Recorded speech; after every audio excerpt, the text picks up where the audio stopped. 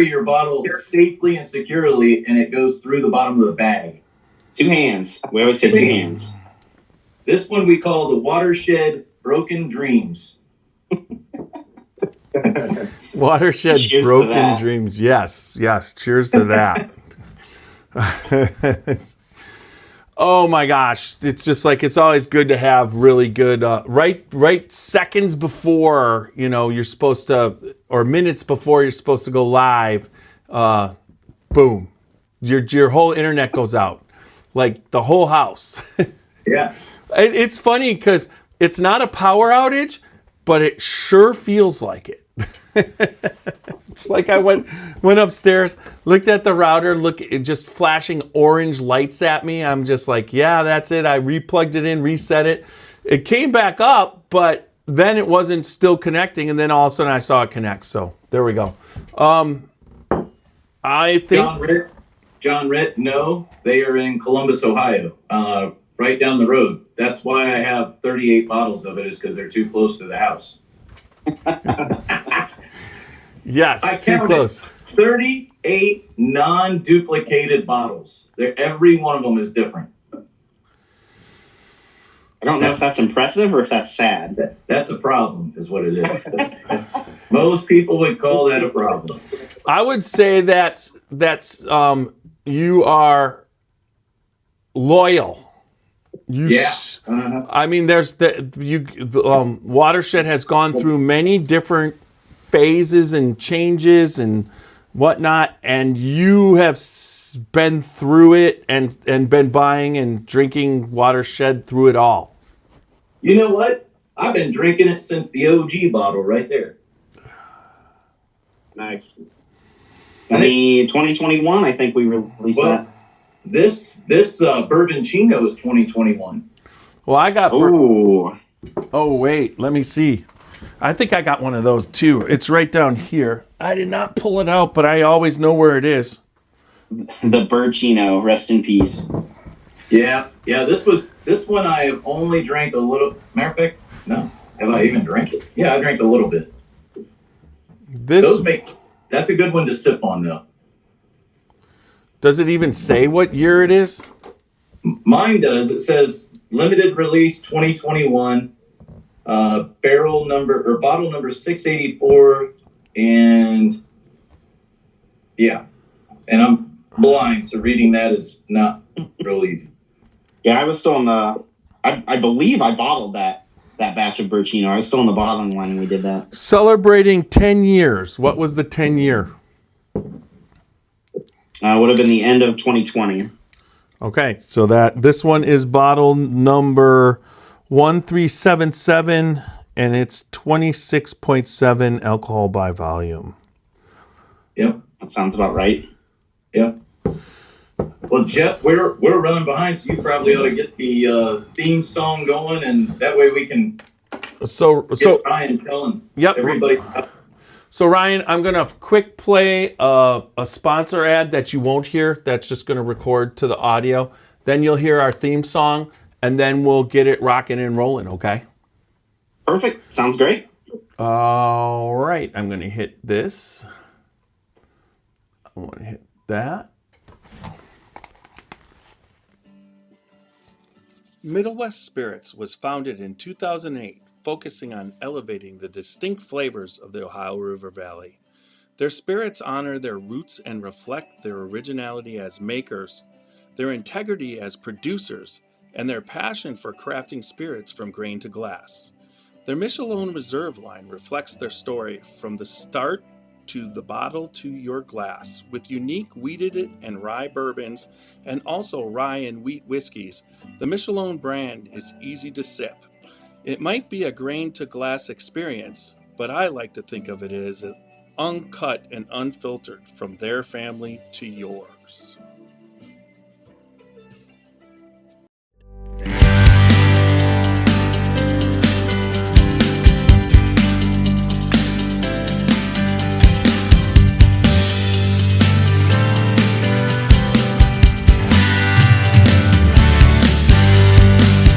Drinking bourbon, sipping on some scotch. We get a little wild, but it's sure fun to watch. We love what we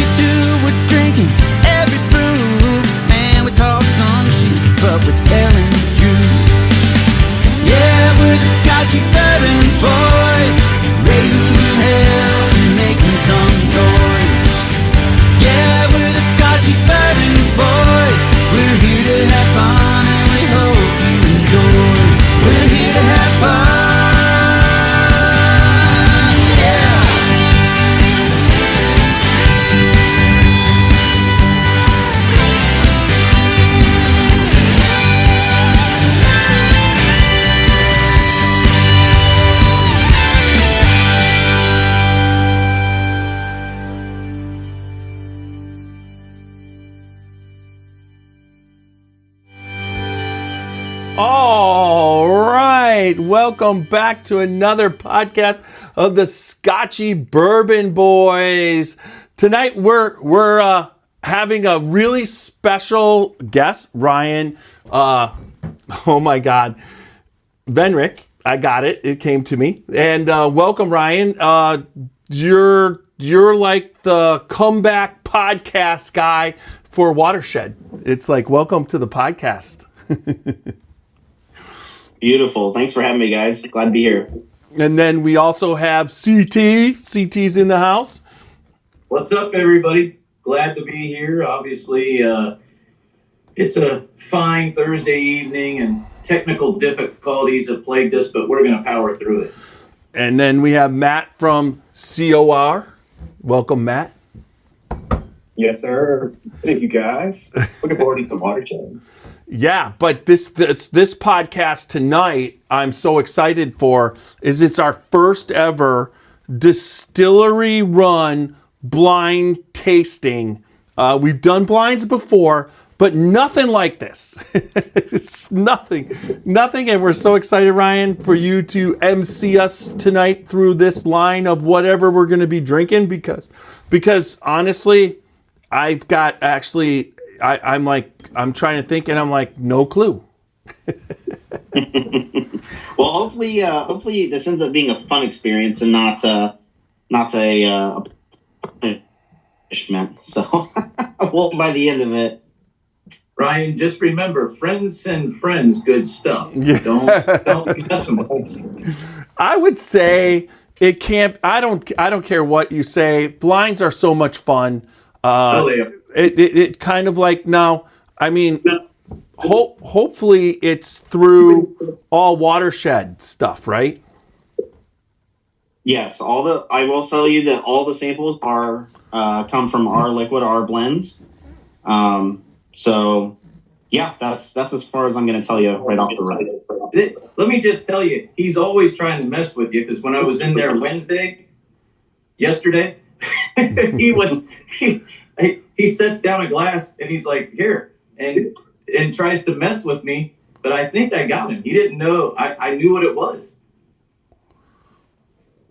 You did know what it was. I think you knew what it was before you got there a little bit, but you also nailed it right on the nose as soon as you smelled it. Dude, it was Armagnac. I'm in. You know, it's just got a lovely fragrance to it that I was excited about. So that was a lot of fun.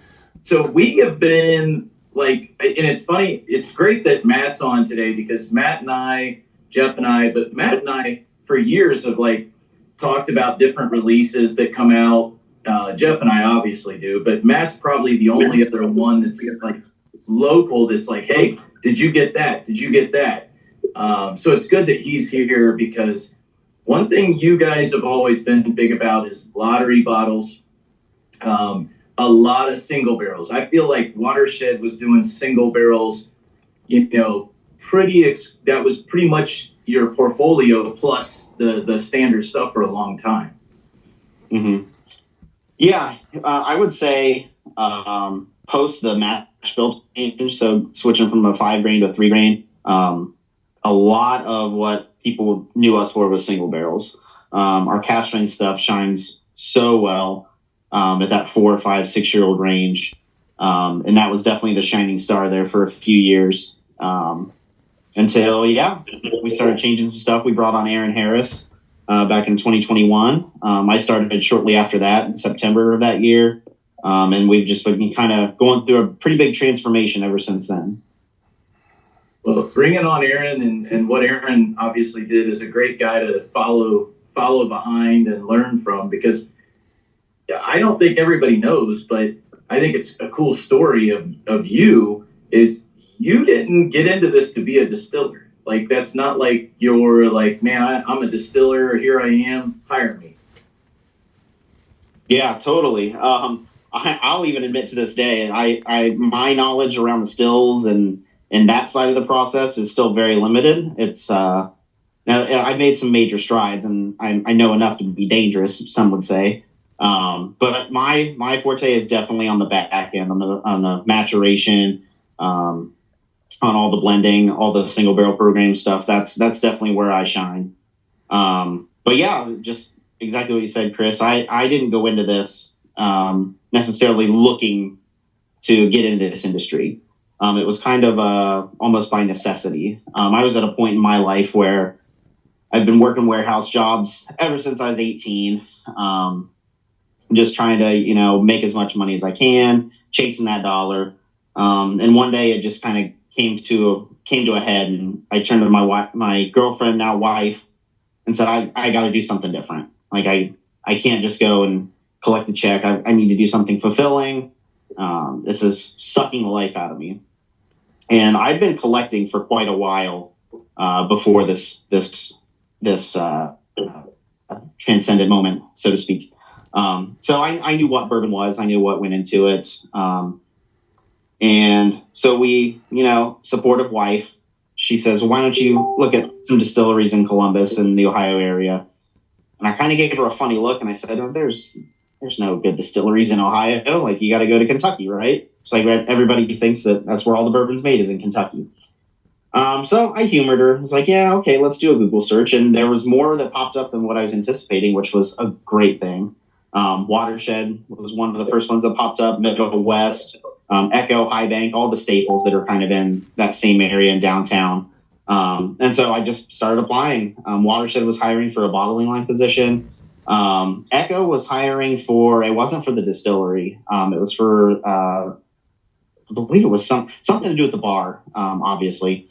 High Bank, same thing. It was for the restaurant duties. And then Middle West, I think theirs was in a production setting, but I knew going into that I didn't have a shot, just with no experience, and they wanted technical knowledge to run the stills and stuff. So, you toss a dart at the wall just to see if it hits, but that one didn't, unfortunately. But Watershed did contact me the very next day. So I did all these applications at the same time. The very next day I got a phone call. So we set up an interview for the following week. The interview went really, really well. And then I started 2 weeks later. Obviously, all my experience in the warehousing, pick packing, all that really drew them to me for the bottling line. That my experience was really relative for that. So yeah, started in September of 2021. I did that for about a year. I was on the bottling line from September till the following August. During that time, Aaron was our head distiller. Very generous with his time, really cared about his people. And I just started asking him, like, hey, I'm really interested in the blending process and the barreling process. Can I start sitting in on some blends with you? Can I start tasting through single barrels with you? And he said, absolutely. Like, let's do it. The more knowledge, the better. So did that that was probably like February, March-ish. So did that for about 9 months. And then when he departed us in August of 2021, I went to Greg, the owner at the time, and said, hey, I see a huge need for this now that Aaron's gone. I want to step up and fill that role. I'm confident in my abilities. Can you trust me? And crazy Greg Lehman, given this guy with 1 year of industry experience, and it's not even direct industry experience, I'm just on the bottling line. He said, let's do it. He saw the passion, he saw the drive, he saw the want to learn, and he was all about nurturing those passions and those drives. And so, yeah, he let me do my own blends for a couple bourbon releases, and the rest is all she wrote. He thought they were really good. Obviously, looking to the future in 2023, we won double gold for Uncut Unfiltered. We won a double gold for our 6-year barrel strength rye. Those were both my projects that I got to work on. So yeah, it's been a crazy ride, but yeah, not one that I really saw for myself or even intended for myself right off the rip. Well, so when you did the 6-year barrel strength rye, the 5-year was released the year before, right? Or was that the barrel? I mean, I was with Aaron a lot, and there was a rye barrel in there that was insane. So was that the first release or the second release that you did associated with? Yeah, so that was the very first rye release we did. That the youngest that release has been is 6 years old. Right. So we had two 6-year-olds, and then this last one was an 8-year-old. So Yeah, it's. I'm not sure. I wasn't a part of the tasting process for those barrels. Obviously, they only distilled 5 barrels of that back in 2016. So it was a very limited stock. But yeah, I didn't get to taste those super early on. I didn't start tasting them until they were already 6 years old. Now, okay, go ahead, Chris. So you and I talked about this, but the original allotment of rye that you guys did was 5 barrels, correct? Correct. Yeah, that's been all the limited release stuff. And since then, so you guys laid that down. It was kind of like, all right, we'll see what happens. But you're back in that game. You know, people don't realize, but you guys in behind the scenes are now approaching almost 5 years old of a new version, a remodified version, I guess you could say, of your rye. Yeah, absolutely. We're about to enter the rye game. We're probably still about a year away. But in terms of whiskey maturation, that's pretty close. When you're talking about 5, 6, 7 years down the road, we're on the cusp of it. Well, so yeah, we started making. Aaron. Yeah, go ahead. Aaron left in 2021, right? August of 2022. 22. Okay, so but he was there from 2020. 2021 and 2020, part of 2022, right? I believe so, correct? March of so he started in Q1 of 2021, and then left us in Q3 of 2022. So just over a year. Okay, so we're out. His stuff is now 5 years old. It's his stuff he was doing right away. So yeah, it's exciting. Yeah. So our oldest rye barrels that we have from when we started making rye again, we didn't make any rye until 2022. So we just eclipsed 4 years old on some of our newest stuff. Okay. Are you guys going to keep the label blue on the rye? That I'm not sure. I'm involved in a lot of stuff, but label design and label specifications is not my forte. So if it was up to me, I think we'll change it a little bit, as much as my opinion matters to marketing. Just something to separate the limited release from the core portfolio. I imagine it'll change color a little bit. Well, I mean, honestly, you could change it to green. That's what I was thinking. Like, are they going to go green? Yeah. Yeah, who knows? I wouldn't mind green. We don't have a green label in the portfolio, so it's true. And most rye people look for green, and they walk in and start looking on the shelf, and the first thing, if they're a rye guy, they're just looking for all the green labels.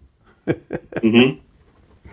Yeah, which is hilarious because rye, once it's ready to harvest, is not green. Nope. So I don't know where that came from.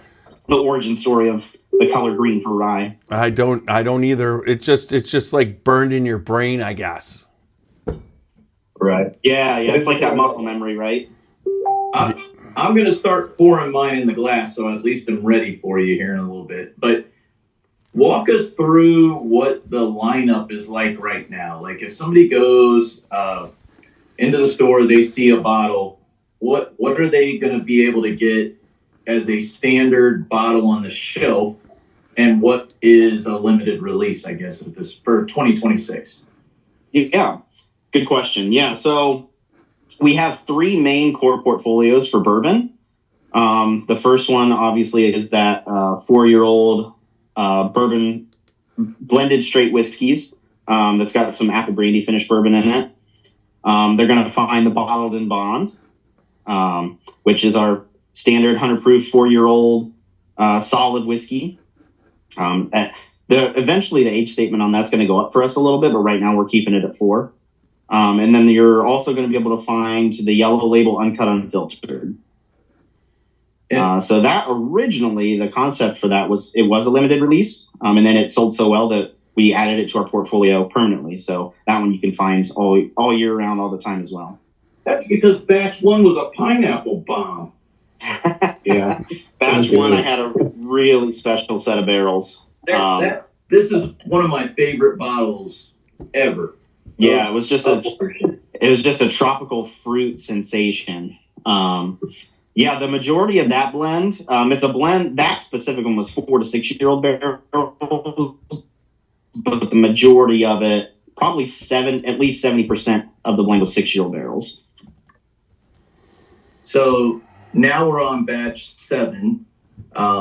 Is it still basically a 1-a-year release? Is that what you're kind of doing with Uncut Unfiltered? Roughly, it's gone up to about 2 per year now. Just adding it to the core portfolio. We always want to make sure we have, OHLQ stocked. We don't want any outages anywhere. So it's averaged out to about 2 a year since 2023. All right. So before we talk about all these other ones, because they may be in our glass, who knows? Have you guys poured your samples? No, I have them. We poured the first one. Are we pouring all 5 here? Well, if I pour all 5, I'm going to get mixed up. So I'm going to pour them at one at a time. All right. Well, I'll go you numbered, Ryan, you did the numbering of the bottles so perfect. I'm like, well, if I pour them in a glass and I get my glass mixed up, so I just go, I'm going right there with 1. All right, so gotcha. let's dive into to help you guys out a little bit. The way we're going to do this, the way it's structured, we're going to do 2 at a time, and then sample number 5 we're going to taste on its own. Okay. So as long as you keep 1 glass in your right hand and 1 glass in your left hand, Jeff, you won't mix them up.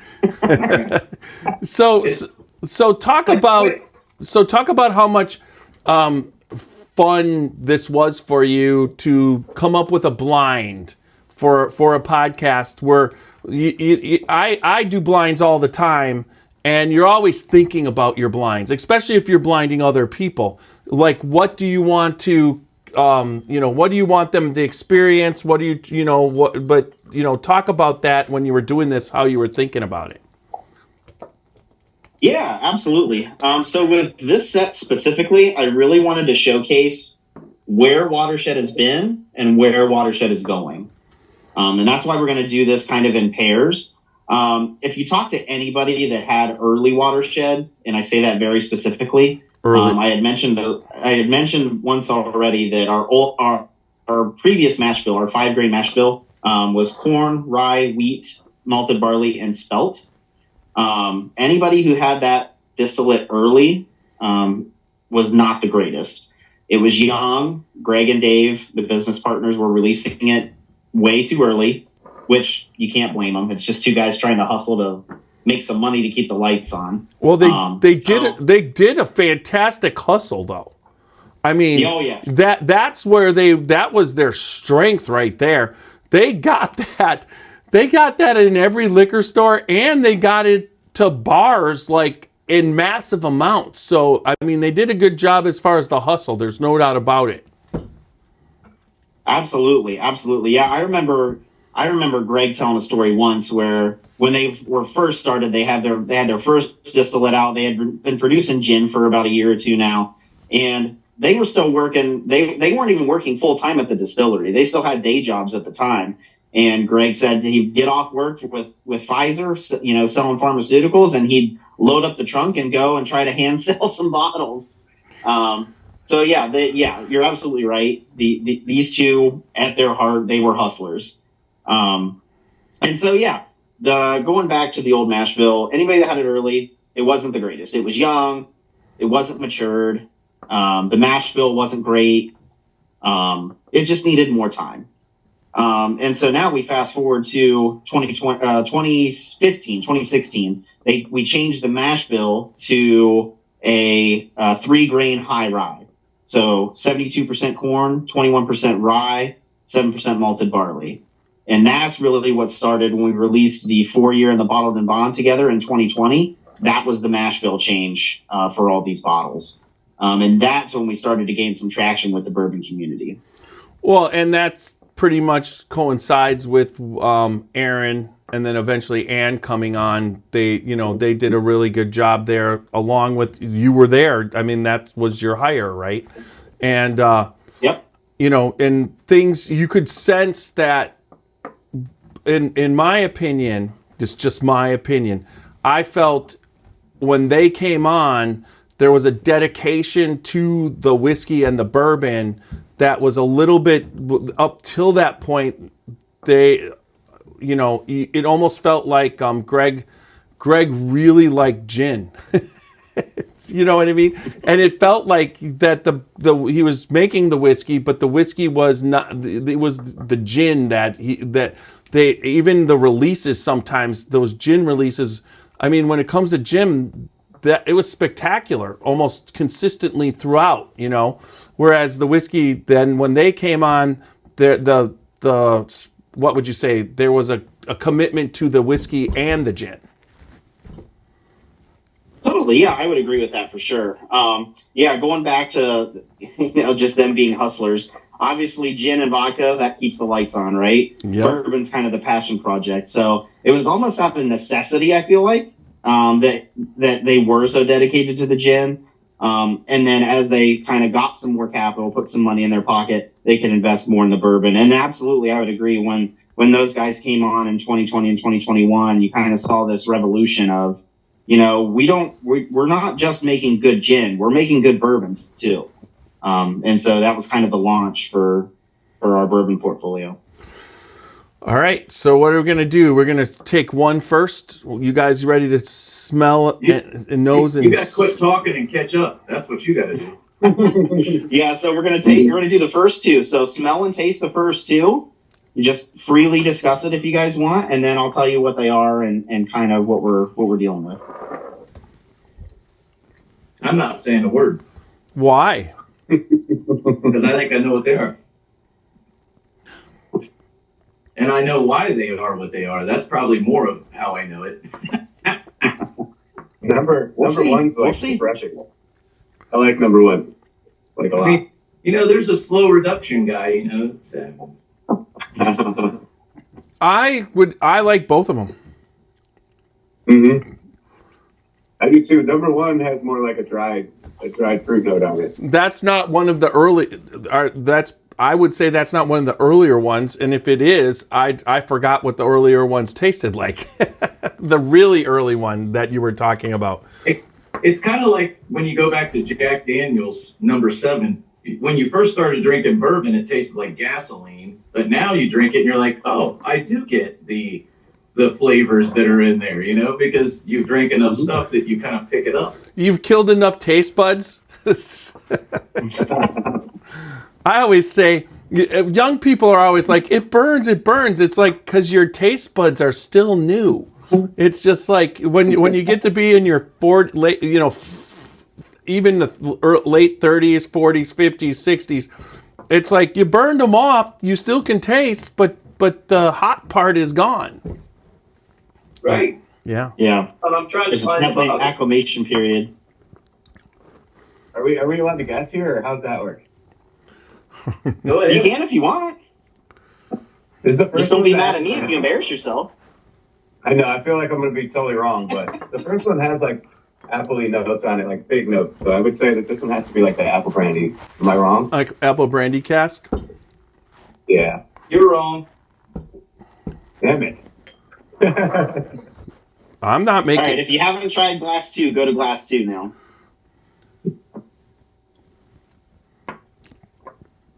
I'm not saying a word because I literally think I know what this is going. What's happening here? Are you trying to find the actual bottle, Chris? I saw you in the back. I can't find the bottle because it's at my shop. It's in my office. That's why. Out of all the people, as far as someone who, just so you know, that for someone, Ryan, you work there, and but for someone who doesn't work there, CT probably knows the Watershed line better than anybody else on the planet, and technically he should be working there. Right. I've offered him twice to put him on payroll now, and he keeps shutting me down. So. Yeah, I can't drive a forklift. It would be bad. I'm good. I could drive a forklift. Do it all day, every day. Yeah, you guess, and then I'm going to guess what I think it is. I have no. I feel like my thing of guessing what this was probably the wrong aspect. I probably should have just said what I tasted it because I'm probably going to be wrong. Say what you... No, Matt, you should, because you could be absolutely right. There is no way that I'm going to guess right. There's so many things. This is the fun of it. You guess what you think, and you may be right. Both of them have the cinnamon. I'm going to say they both have an apple brandy cast finish, but I could be wrong. I still think the first one tastes more like apples and figs. Like this one is more like dried fruit notes, and this one I can't really put my finger on what this one tastes like. I like the second one too, but I like them both. I know that. What I wanted to say. We're not doing any reveals until this damn thing is over. You don't like reveal 1 and 2 like in the middle. We gotta figure it out as we go along.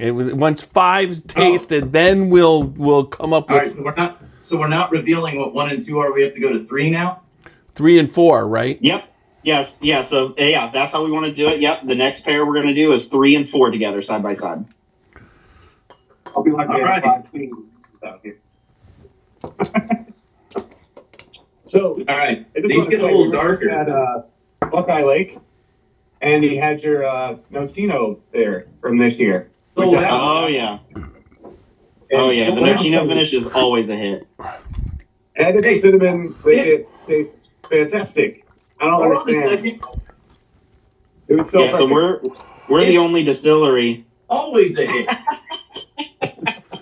What? That's hilarious. Yeah, so fun fact, we're the only distillery in the country that's doing a Nocino finished bourbon. There's other distilleries that have done Nocino finished whiskey, but we're the only ones that have done bourbon. Yeah, it takes a dedication to make a whole 53-gallon barrel of Nocino. I mean, when you think about the amount of walnuts and the whole thing you guys do and all the crazy stuff, there's two things that are crazy, in my opinion, that are epitome of what distilleries will do, and I pair them with it's Nocino and it's limoncello. Those are two things where the handling, there's no machine, no nothing. It's all got to be hand done, and then it's got to be fermented, and then once the fermenting's done, the distilling, and you kind of got to know what you're doing overall. But the amount that you have to do to fill a 53-gallon barrel to then have a barrel to finish whiskey in, that's an awful lot of walnuts. I've been at your distill. What? I can confirm, Jeff, it is a lot of walnuts. Yes. Well, but it's similar to the bottling line.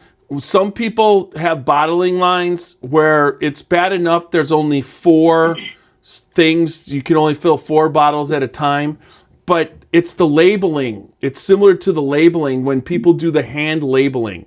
They don't got a labeler on the bottle. They basically have to peel the sticker off and put it on and then write. You guys write on it. That means you have to have somebody. And as you get bigger, it gets more insane. Yeah. As you start to scale those type of projects up, the amount of labor hours that goes into them also increases. So my it's not an efficient process. I drive around Columbus, like coming to your spot there in those little side roads that are 1 car wide, and you have to pull over in somebody's driveway to let them come by you as you're going around. Is there a walnut tree farm, or do you just pick them up off the sidewalk when they fall and use them that way? That's a great question. So they're actually, if you guys didn't know this, there's actually an Ohio Nut Growers Association. So it's basically a giant co-op. And what they do is for Nocino making, we have to have the walnuts in before they're ripe. So they have to be unripe. So these guys are actually going out to the trees and hand picking all the nuts off the trees. Once they hit the ground, they're too ripe to process on our end. What happens is the inside nut actually forms, and it's too hard for us to chop them up and process them. So all the nuts are picked fresh off the trees, and they bring them right to the distillery, and then we process them that day. If we let them sit for any longer than 24 hours, that inside hull will start to harden up. All So right. during nut season, usually between the 1st of July, and it's usually about a 2 to 3 week season for us. So when nuts come around, they start dropping them off. It's all hands on deck trying to get them processed. It's nuts. It's nuts. It's nuts. All right, so glass 3. You guys got any guesses on 3? It's nuts. 3's the uncut unfiltered. I think so too. Mm-hmm. It's either uncut. It has that fruit note that's in the uncut unfiltered for me. If it's not, I don't know. I gotta try 4 now. Well, you said uncut, unfiltered, and I'm looking at the bottle on 3. And it's the lightest one. I don't That's see correct. I don't see char.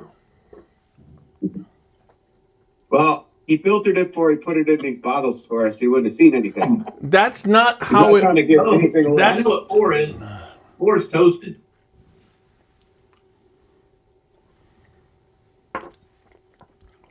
I can't. You tell me. Maybe. 4 Maybe. tastes a little I heavier understand. than- That's my opinion. 4 is toasted. 4 is the darkest of them all. I don't know. I think 5 is the darkest. Well, you might be right. But 4 reminds me of toasted. Okay. But I like 3 though. I feel like earlier today I had a cocktail with batch 7. I feel like that's kind of some of the nuances I'm getting out of that. Batch 7 was fantastic at Buckeye Lake too, by the way. It was. I picked it up yesterday when I was there, hanging out. Nice. And that bottle, it's so good. The fruit notes that come out of it, it's just, yeah. Yeah, 7's really well rounded. I think it's the closest. It feels like it goes a little back towards 1. Some of those tropical fruit notes. But yeah. All right. Yeah, it's fun to get to play with these barrels as they kind of mature, All of the base ages are the same, but it's different allotment of barrels, so it's cool for me to see the kind of the changes each season to season. Oh. All right. We going to 5? Yeah. We can go to Jeff, 5. did you pick what 4 was? What'd you think 4 was? Bourbon. Oh, dear God. This one- Happy 15. Yeah, he's not wrong. Hey, wait a minute. You did not put any Bardstown number 3 in this, did you? Oh, God, no. Are you kidding me? Number That 4. stuff's like gold. Yeah, Ryan's got a bottle of the number batch 3 of the A bottle or a barrel? a bottle. A bottle of Bardstown Discovery 3. Okay. It's amazing. Wait It's incredible. a second. I might have a bottle of that. Oh, well, think I have if you a do, five you don't somewhere. anymore. I could check that once we're done with this because my Bardstown collection is over there. Early on, I was buying I'm for sure I might have 1 and 2 and 3. And then it was like, what would you say? How many more do I need? I think every year it's different, but still, you start to run out of room on your shelves. Yeah. Jeff, the answer is Yeah. all of them. You got to be picky at some point because you run out of room. Like We No. I'm know. lucky to have like 4 Yeah, spots 2 open. and 3 that's- for me were absolutely phenomenal. Yeah. Hey, Ryan, have you been to Chris's house?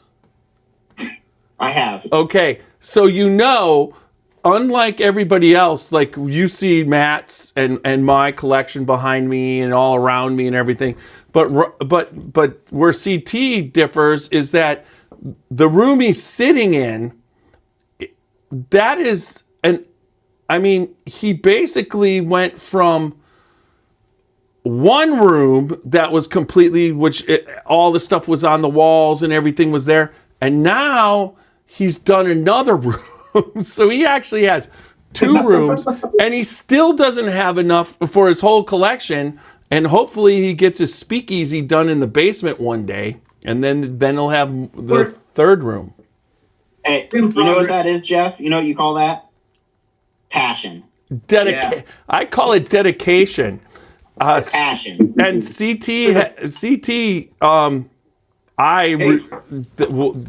role that we're all on, I got to give you credit where credit is due. I think he's booked 7 to my 3, and there's been no like all of a sudden ideas to do for podcasts are popping up, because the further we get into AI, the more it helps you, right? And there was I got 3 really good ideas for a podcast.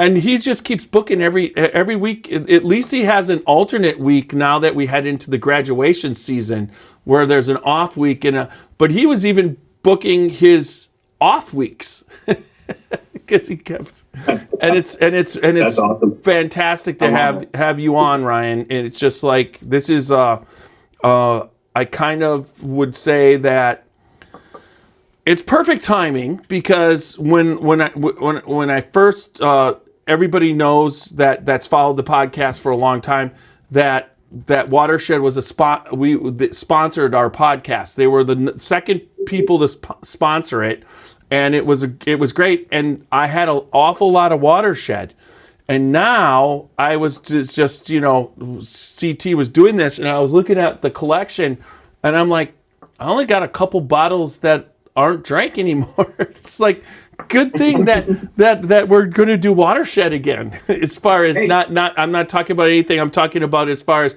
having you guys on and getting stuff, and sampling bottles and promoting the brand. Hey, Jeff, absolutely. I just some, especially Rachel, because we helped. If you remember, Batch 1 Rye, the one that you wanted so bad. And what's crazy, I think I told you this story, Ryan, is Batch 1 Rye, when it went out, if you won the lottery, which I won, but Jeff didn't. But there was 20-some people who did not claim that bottle. And so Jeff was coming down, and he's like, but I'll never get there in time. So Rachel and I went and got numbers, and we got picked. So Jeff got a bottle. Yeah, and that's awesome. We had people know now what they know. Holy crap! That bottle. Oh yeah, the last 2 releases of that bottle, everyone's picked up. We haven't had a single leftover. I think Matt, do you still have that bottle? I think right. I have batch 2. So batch 1, when we shot it, that was Chris's bottle. That was, I think, when I first met Chris in person. When you guys came down here for St. Patrick's Day, if I'm not mistaken. We did batch 1 that you had, and you guys told me you drank out of the barrel. We shot the video on it and everything. Yeah. And then I put in for it the next year, and I won batch 2. Well, actually, this was one of the bottles they sent me for the PR bottles. Okay. They sent me this one with the paper, and I shot the videos for this one. Batch, isn't batch 2 the high proof one? Batch 2 and batch 4 are the hazmats. Yeah. Yeah, 72.7%. Yeah, so batch 2 was batch 2 was a 145.4, and batch 4 was 143. The 9-year is at 143. I can't read this shit. It is, yeah. So this is some glasses, brother. Man, I won't do it. It's not happening. So do you have batch 3 there, Chris? Because you can't possibly still have your batch 1 left. I do have batch 1. My batch 1, I look for it's somewhere. There's batch 1, and I look for it and look for it and look for it. I know it's around, but it's somewhere, and I probably hid it so that I wouldn't drink it all. What I love about batch 1 is the 001 on the label looks like a kindergartner wrote it. It's like the calligraphy in this is amazing. I think batch 1 was those were all handwritten. After that, I think it was 2, 3, and 4 were we stamped those in. I was saying this one looks pretty neat. Yeah, mine is not. It speeds up our labor hours a little bit when you stamp them as opposed to handwriting them. So Ann is watching, and she said the rye is fire, and she's not wrong. It's fire. Those rye barrels are so good. It's been so fun to rifle through those and kind of watch them as they've aged, and like Jeff said, you guys got to taste them at 5 years old, and I've got to taste them at 6, 7, 8, 9 years old. And it's been so fun to watch them kind of just transform. So, opinions on that blind number 5. Jeff, you go first since you haven't opinionated yourself. That tastes like a double oak or a toasted to me. Who gave me the? I have the button. Hold on. What game was that? What board game was that where they gave you the buzzer? Was that Taboo? Yeah. No. Where's that buzzer? It was Operation. No, Taboo, because in 4 Christmases they're playing that game, and the mom keeps buzzing him. He's like, Mom, you can't buzz me every time. Yes, yeah. What do you think? What do you think there, Mr. Lizen? Number 5's the most peppery one to me. This one's probably the most hot one on the palate.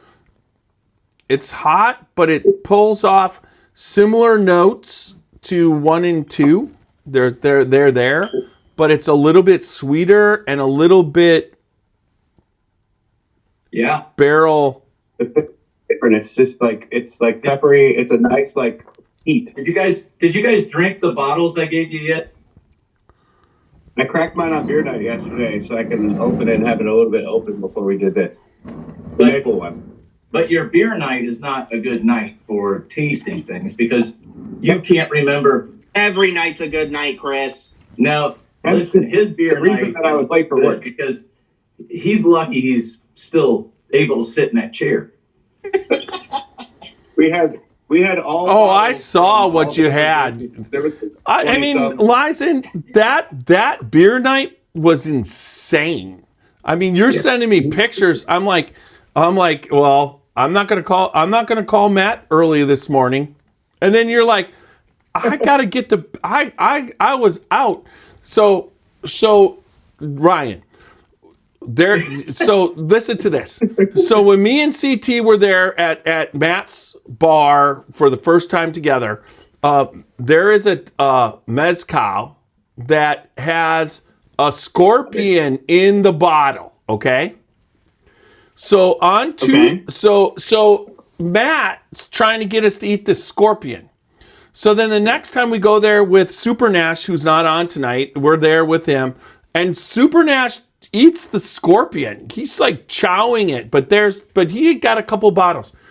So on Tuesday night, this past Tuesday night, we had the master distiller from Mexico, our first ever international podcast, right? And it was Sierra Norte Mexican whiskey for Cinco de Mayo. And he comes on and he's talking about Sierra Norte and it was a pot still. It reminded me a lot of Alan's stuff, CT. But all of a sudden, out of nowhere, that's his brand. He basically hires children to get him live scorpions, and then they gotta basically drown them in the tequila, and then pull them out and wash them and do all this stuff, and then put them in the bottles. And so that's his brand that Matt was showing you of. So I'm like texting Matt. It's like, get your ass on here. Come on.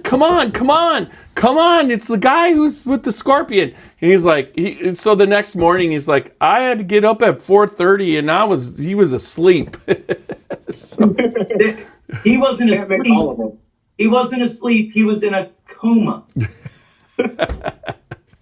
Look, and you know what I pulled out of that whole story? Yeah, was little kids drowning scorpions. Oh no, they don't drown them, but he pays them per scorpion. They catch live scorpions for him, and then he puts it in the bottom. They're big. So before we get for children and scorpions, yes. Let's go with great story, right? Ryan, you needed to hear that, right? Needed, must, not a want. That was a must. Yeah. Once I meet you in person, I'm bringing that with me. Wild turkey, sweet, hot, big. What? That's what Ann asked. I'm asking Ann's question. She said, "What's the most wild turkey? ? Sweet, hot, or big?" And you're gonna have to elaborate. I don't understand the question. And we need elaboration. Maybe you could send us a, this Ann's deep on this one. I'm gonna go with sweet. How about that? I was gonna go with big, so I mean. New line, Ryan Venrick, Scorpion Bourbon. Oh my gosh! Well, if you do that, I have to be the spokesman for this. No, that'd be so good. Hey Ryan, I'm guessing that's a bad idea. There would have to be a lot of R&D. Yes, but I will never say no to an idea. She says it's just a matter of, is it a lot of R&D or is it just a little bit of R&D? Ryan, it's okay to say no. That's a bad idea. It's a novelty. People gravitate to that bottle anytime. Now I want to, Chris, just because you said no. Oh, that's my life works that way pretty much since day one. That's how my brain works. If somebody tells me no, then wait. So in other words, 10 times more. What we got to get is 15 and under to 10 and over kids in Ohio catching scorpions for us. I think that's a bad idea. Around us. Oh my gosh! Exactly, Matt. Okay, we better get back. All right, so let's get back to the blind. Okay, so let's go to 1 and 2. Let's go back to 1 and 2 and talk about what they are. Okay, wait. All right. Wait. Let's everybody first pick the one they like the best. That's a good call. Out of all 5. I got it. I got a number. Hey, have it in your hand and we'll raise our hand at the same time. How did you already do it? I got my hand ready. I know which one I like the best. Jeez, you probably didn't even taste them. Who? Hey, I got 5 clean glasses for this, which is kind of rough because my beer glasses are still in the sink over here. So I was so picky. I cleaned my glasses again and re-wiped them down so that they had no scent whatsoever. So that's the way to do it. You got the Amberana out, so that way you were good to go. You don't have to worry. There was no Amberana in anything I had. I don't know if that man has Amberana in his house. Yeah. Listen, I do only, Ryan, because it's supposed to go to that guy up in Cleveland. Yes. And I keep missing it to give him that because I would gladly gift it to him. You know what happened, CT? You left, and then I waited for him to come so I could give him all your stuff. But he gave me all your stuff. So now we got to get together so I give you Matt's bottles. Don't mess with my stuff, and none of it better have anything to do with that A word. No, he said he would never do it to you. It has to do with birthday cake. No. That's the only thing he gave you that's weird. All right. Now you ruined it. Now you ruined the surprise. You're supposed to get it. On 3, what's the number of the bottle? On 3, show of hands, what's your bottle? Ready? 1, 2, 3. 3. Yeah. I got 4. Oh, you're on 4. And I'm on 3. And 5 is second. 4 is the toasted. 3 is uncut unfiltered. 5 is the maple, I'm thinking. And I'll tell you what 1 and 2 is, but I'm not 100% sure. But I kind of feel like it. The 1 and 2 is the original small batch or whatever Ryan calls it, and then the second one is the reduction version. There's no way 1 and 2 is the original small batch. I think not. 1 and 2 are the same bottle, just one is reduced slowly and one is reduced with the. I'm just telling you, I think that's what it is, but maybe not. I'm gonna go with on 1 and 2. I thought 1 was the apple brandy finish. Because I think they're so much like the dried pig and apple. Here, I'll add some fuel here. So 1 and 2, do you think they're the same batch? Yeah. Do you think it's the same portfolio?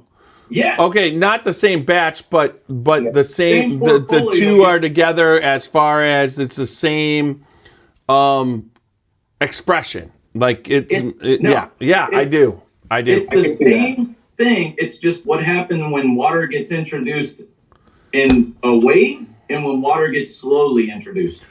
Okay, I'm going to say that they're both different versions.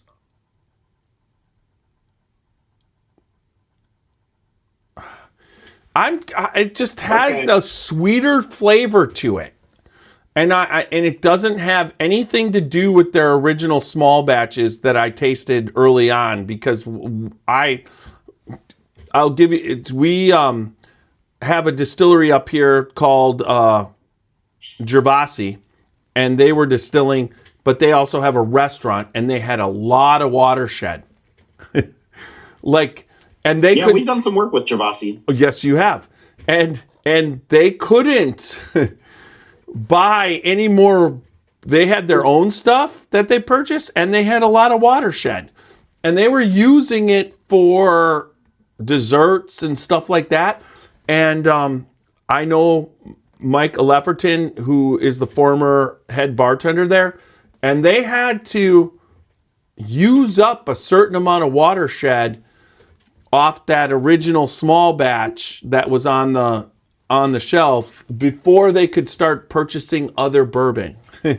So I drank an awful lot of Watershed small batch in my old fashions. I had it neat. I know that flavor, and these to me don't have the like you said, the part of The smell. the smell. Yes. Okay. So These don't have that. or they have the okay. So all right. So Ryan, we've done it. We've enough picked of the three. suspense. You're We've sitting there. You're laughing. You're internally laughing at us. Okay, Mario. tell us the blindness that we're experiencing. Yeah. So, Chris, you were the closest of anybody. So 1 and 2, what they are is it's a new version of the red label. So it's a new batch of this. But what I did was, this is the same proof. It's the same blend. It's the same set of barrels in both these glasses, but exactly like Chris guessed. Wait. So one of them is crash diluted and one of them is slow water reduced. But those aren't. Wow. So I'm impressed, show me Chris. the red label again. So it's this model. It's this portfolio. And what is that? What is it? Read the label. What is it? Yeah, so this is the straight the old bourbon one. whiskeys finished in apple brandy barrels. So Okay. it's the same. It's the same Okay. label. So we. New version. So I was right. me and Matt were like, that's got the apple brandy finish, and Chris is like, no, it doesn't. That is yeah. So I don't think I ever said no. It doesn't. Oh, I said, God. I think me and Matt are closer, because I felt that had the cinnamony apple thing that was but that's your version right now, and one's got the different process of how one slowly. What? Okay. Yeah, so it's the same blend of barrels. So it's a 12 barrel batch. It's all the same liquid. Just glass number 1, I added all of the water in the span of 2 minutes that I needed to go from cask strength down to 90 proof. The second glass was reduced inside of the barrels for 3 months. Okay. Yeah. Nothing else is different. And that's why The only difference is how the water was added and how the pace at which it was added. And because of that, it gave it that softer palate. It's not as strong. It just has a nice vanilla. It's like it's just Well, but easier I to will drink. tell you, depending on what kind of bourbon drinker you are, the one on the right hits home quick and delivers that cinnamon apple flavor. On the left, It's more of the finish. it's no, not the finish, but it allows you to ease into on your brain. But I agree. I felt they both were the apple brandy finished, and that's what you're doing now. I told you straight up right off the bat. I love both of them. I like both of them. You can't pick both of them. That's not how this works. No, but I said no. I'm not picking both of them. I told him I liked both of them. You know what, CT? I'm allowed to like both of them. It's just which one do you like better? I'm as a whiskey drinker. I think I'm not criticizing anything. I like both of them, but I like the punchiness of one. I think Because I'm a whiskey drinker, I want a little bit more punch, right? Okay, go Matt. I think one ran the palate more. It was better, and number two was just like a lot lighter. To where I think one overshadowed number two for me after drinking it after it. You know what I'm saying? Going in order. Well, I think it kind of watered. But if you would have went the other way, I think you may have pulled more from number two than number one. Okay, I will also say that everybody needs to go out and buy both so that you drink number one and the second one that you let your wife try and she'll love it. I think so. I think Shadow would love number two. That is an easier pour. Yeah. Yeah, so some of the science behind this, guys, is what happens when you add water too quickly to alcohol is the hydrogen that's in the water that you're adding and the hydrogen that's in the alcohol itself. That's what really needs to bond properly in the whole process. When you add all of the water in too quickly, those hydrogen molecules will fight each other and they rub up against each other. And that creates a chemical reaction. That chemical reaction is heat. Mm-hmm. Anybody that knows anything about whiskey is heat is very bad for whiskey. It destroys your fatty acid chains, all your lipid chains. And that's where all of your flavor is contained within those fatty acid chains. Also, when you crash dilute, it's gonna that heat reaction, that chemical reaction, is gonna raise the pH a little bit. So Jeff, I think you said a little bit of cinnamon, a little bit of apple. Matt, I think you said the same thing, kind of bright, little punchier. That's that acidic quality that's increasing that punchiness. Now on number two, when we add it in slowly and over time inside the barrels, we're getting a lot more interaction with the oak, right? So we're having a couple different things happen. So as we go from cask strength down to bottling strength, which is 90 proof for us, what's happening is each time you do a water addition, there's new molecules and new compounds that are being extracted from the oak. That's why you see different fill strengths on barrel entries. Different distilleries go into the barrel at different strengths. That's not unheard of at all. And the same thing's happening as you reduce inside those barrels. So when I go from cask strength to 110 proof, it's going to start to extract more water-soluble sugars. And you extrapolate that out across 3 months, where it's going from cask strength down to 90 proof, you're getting a lot more wood sugar extraction. You're also not raising the pH. So that's why you're getting that much more cohesive, much more velvety mouthfeel, a lot more fluidity from front to back. It's a lot less flawed. It's a lot less flawed spirit. So that's kind of the difference in the crash dilution, what we were doing, to now we're doing everything slow water reduced inside the barrels. And that all kind of falls into our Elevage program. That's what the overarching umbrella is to what this is. This is part of Elevage. So we were in, so there's a northern Michigan distillery called Ironfish, and they actually do exactly. I've been there. Yeah, and they do it with an IV drip.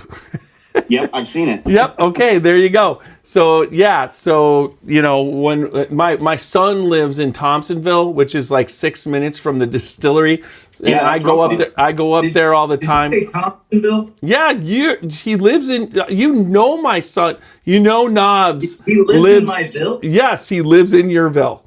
You got to go up there to see. You could go up there for Ironfish, but yeah. So that's very that process, it does. I agree. Oh. There's that there. I was also in what's it called? I gotta think. J. Henry in Wisconsin, and they do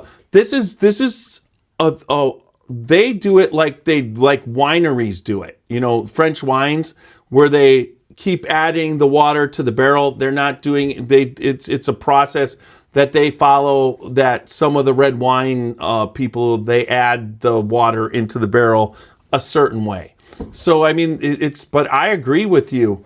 You're talking about a little bit more mellow, and if you're not a crazy bourbon taster like myself, where you're always looking for that, you taste so many barrel proofs. What are the proofs on the two? They're both at 90. Right. So the one drinks a little bit more above 90, and the other one drinks a little bit below 90. As far as what you're looking, what your perception of proof is. Totally. And that's all of that science coming into play. It's the hydrogen bonding properly with the slow water reduction techniques. It's bonding physically instead of rubbing against each other and making a chemical reaction. And like I said, we're not allowing that pH to spike. And that's why it the first one kind of tastes a little hot, and the second one's really, really smooth. Okay, 2 questions on Facebook. Do you know a Devin Draper? I do know a Devin Draper. Yes, I saw that. Happy belated birthday. Devin says Mrs. Haycock would be so proud. She was Ryan's chemistry teacher. She was. For one All year, right. That's awesome. And then that small public school education coming into use. There you go. And then also, Andemic asked, and we kind of touched on it, Jeff just did, how many distilleries are doing this now? And yes, it makes a massive difference. So the slow water reduction, of what you know, how many distilleries in the United States are doing it? Yeah, so it's increasing in popularity for sure. When I went to Texas and learned about these techniques straight from Nancy, there was only a handful that were attempting to do this. It's really, really difficult to do at scale. It's really kind of currently, I'm sure somebody big is going to engineer the crap out of it and be able to someday do this. But as of right now, it's kind of isolated to the craft community. I would say the technique itself, the specific slow water reduction, there's definitely more distilleries that are catching on to that and doing that. I would say probably less than 50 in the country are using slow water reduction techniques at the moment. But as far as the overarching élevage programming and, really dedicating time and resources into good quality materials, looking at all your front end bottlenecks, getting better casks in, what we're doing, switching to toasting and charring, getting better seasoned staves. I made a permanent switch for us. We went from a 6-month to an 18-month open air season stave.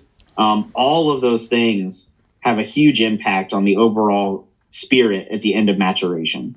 So as far as a full-blown élevage program that I know of, there's probably less than 5 that are thinking about all of these techniques and bundling it into one overarching program and utilizing that and marketing the distillate in that way. Good. Okay. And we got one of them in Columbus, Ohio. That's awesome. So yes, sir. Let's we got to move on to 3 to 4. 2. So 3. I think Matt and I agreed this was uncut, unfiltered. We could be wrong. Jeff, you thought it was Pappy 15.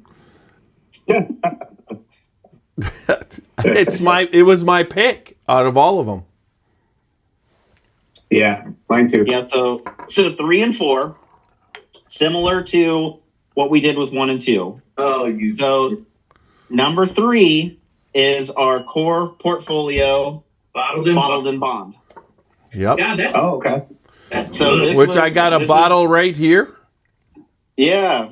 So this is an élevage bottle. So most of what we have out in the market now is all élevage programs. So it's been slow water reduced. Same thing we talked about with the first 2 samples. So when did you slow water reduced in the barrels? When did you start slow water reducing your bottled and bond? Because one of the first bottles I ever got I went down and was part of a media release, and it was when they released that first batch of bottled and bond, Greg talked about it, and that's when I got to meet him and whatever. When did you start slow water reducing the bottled in bond? Yeah, so all of the new Elevage program stuff is very young still. And by young, I mean the program is young, not the distillate. Right. So I started implementation in January of 2025, so just a little over a year ago.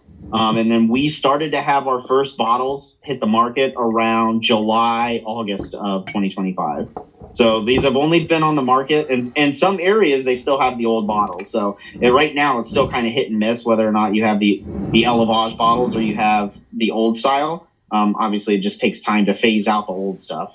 Yeah. But around July, August 2025 is when that stuff started to get out into the market. How has the reception been? Phenomenal. I love doing when I have private tours at the distillery. I love doing side by sides of the old technique versus the new, and I always do it blind, just like I'm doing with you guys. I never tell them what it is first. And the first question I always ask is, do you think this is the same liquid? And No. 9.9 times out of 10, the customers are saying, nope, this is two different bottles. Well, So the overall perception has been phenomenal. And kudos to Greg while he was still there to just continuing going back to believing in me and making these core changes. And we're going to reap the benefits for sure, especially once we start getting on the back end and getting those extra season and extra those toasted barrels come mature. That's going to be a real game changer. So is there a bottle number that you started at that would have been the slow reduction number, that if you're after this number you have it, or under this number you don't? There is. The bottle number. I can't remember off the top of my head. If you have anything higher than 50,000, it's definitely a slow water reduced bottle, I would say. So I got 53,975. So that's going to be the middle one. I'm bringing this to my next beer that we're doing. That's a slow water reduced bottle. Awesome. Very cool. Yeah, and so sample number 4. So I said we were kind of doing like side by sides, right? So number 4 is the same proof, and I think Chris, you said it. It is the toasted. It's the 6-year toasted finished bourbon. I feel like I've accomplished something tonight. So same proof. This one's a little bit higher aged, and then obviously proofed from cask strength to 100. The toasted is, but not slow reduced. It is slow reduced. Yeah, so just in a different way. This was a really fun portfolio to work on, this LTO. This was my first stab at creating an LTO outside of the Uncut Unfiltered. Obviously, that's just blending barrels. But this was my first true finished whiskey that I got to work on. And I was very particular about how I wanted to produce it. You see a ton of different vocabulary, whether it's double oak, whether it's toasted, whatever, what have you. I decided to go with toasted because I wanted to highlight the sweeter, more nuanced characteristics that a barrel can give you, as opposed to just pumping tannins, pumping wood sugar, making it really aggressive. This was I wanted to take a subtle approach and really highlight the sweetness that a toasted barrel can give you. So I did an initial blend of 10 barrels, blended them together, reduced them from cask strength down to 110 proof. And then what I did is I then put those in the toasted barrels. What happens when you go from the higher the alcohol strength in a barrel, the more wood tannins you're going to extract. So the more astringent, the more bitterness it's going to have. So going in and reducing that to 110 allows me to extract more wood sugars right off the bat. So the extraction period for this too is very atypical. A lot of people get really wide-eyed when I say this. This liquid only finished for 18 days in toasted barrels. Very, very short finish. Very, very particular, targeted flavor. So 18 days in the toasted barrels, pulled them back out into a stainless steel tote, and then finished the slow water reduction inside a stainless steel tote. So normally it's in a barrel. I didn't want to leave them in the toasted barrel, so I had to finish in a stainless steel tote. And that took an additional 8 weeks. So not Double just difference on this one wham compared bam to the first thank you, man. three. It's crazy. It's way darker. Just looking at them this way with the light coming. That one's way darker than the first three are already. Mm-hmm. Yeah. Yeah, and that's 18 days, man. Just Because over it's 2 double weeks. barreled, yeah. Mm-hmm. I'm gonna bring this sample over to my buddy that has like 25 double barrel. I feel like he's gonna love this. It's so crushable. Last summer, this was released at the Bourbon Fest there at Watershed, and it was by far like everybody, because you could get samples, and everybody was getting that toasted. That was just like a hit. People loved it. I'm not sure how many. Is that even still in existence? Can you get it still? Is it at the distillery still? We have, I believe they just said we're down to our final case in the bottle shop, and then it's gone until next fall. Until you toast another one. Right. Yeah, we've been sitting on those for just a few. I think we started past January. We produced 186 cases. And January 1, we were down to our final 4 cases. So we've been sitting on those final 4 for a while, but we're finally almost out. All right. So we are on to 5. Number 5. Blind number 5. And so what were the guesses on number 5? What do we think this was? I had. Go ahead, guys. I'm not doing it. All right. I have my opinion, but I want to hear what Jeff has there in the stark white shirt. That is a little bit older, and it's a higher proof. So you were saying uncut, unfiltered. I'm gonna say that's more like what an uncut. It's older, and I'm picking up a lot more wood tannins. Mm-hmm. It's a lot oakier. A lot of the 4 other expressions were dealing with the sweetness, and this is this is pulling out the oak. So somebody who likes oak, a bourbon that is super oaky. It's not over oak to me. I still can. I will say the finish is a little bit tart. It's not, but once again, not over oaked. But it seems like it has a little bit more age. What do you think, Matt? This is the darkest one out of the 5 here, just from the light coming through. This one has the most pepper on it, and this one would be the most one that dances on your palate the most. That's like the hottest one, for lack of a better term. But highest the flavors proof. that do come in with this one, it's kind of the wood tannins do run this one, and it's like a pepper that comes through. And I like this. This would be super solid in one of Chris's old fashions that he makes all the time. Well, and that's why you're going to like it, because it's not the wood tannins, it's the walnut. Is this the walnut? I'm just off. I'm going to guess this is the Nocino. There's Are you kidding? no way. Where Yeah, is no this? way. The Nocino, what? It's the maple. No, is it the maple? Oh, it's the maple. Maple would make more sense. Oh, but my God. that's the uncut unfiltered. Uncut, This is unfiltered. That is what I said. 5. What is that, batch 8? Jeff nailed it. This is batch 7. Oh, Uncut, unfiltered. Okay. I quit. I knew you were going to get upset with that because you were texting me earlier. I've had too much. My palate's terrible. That's okay. Okay, CT.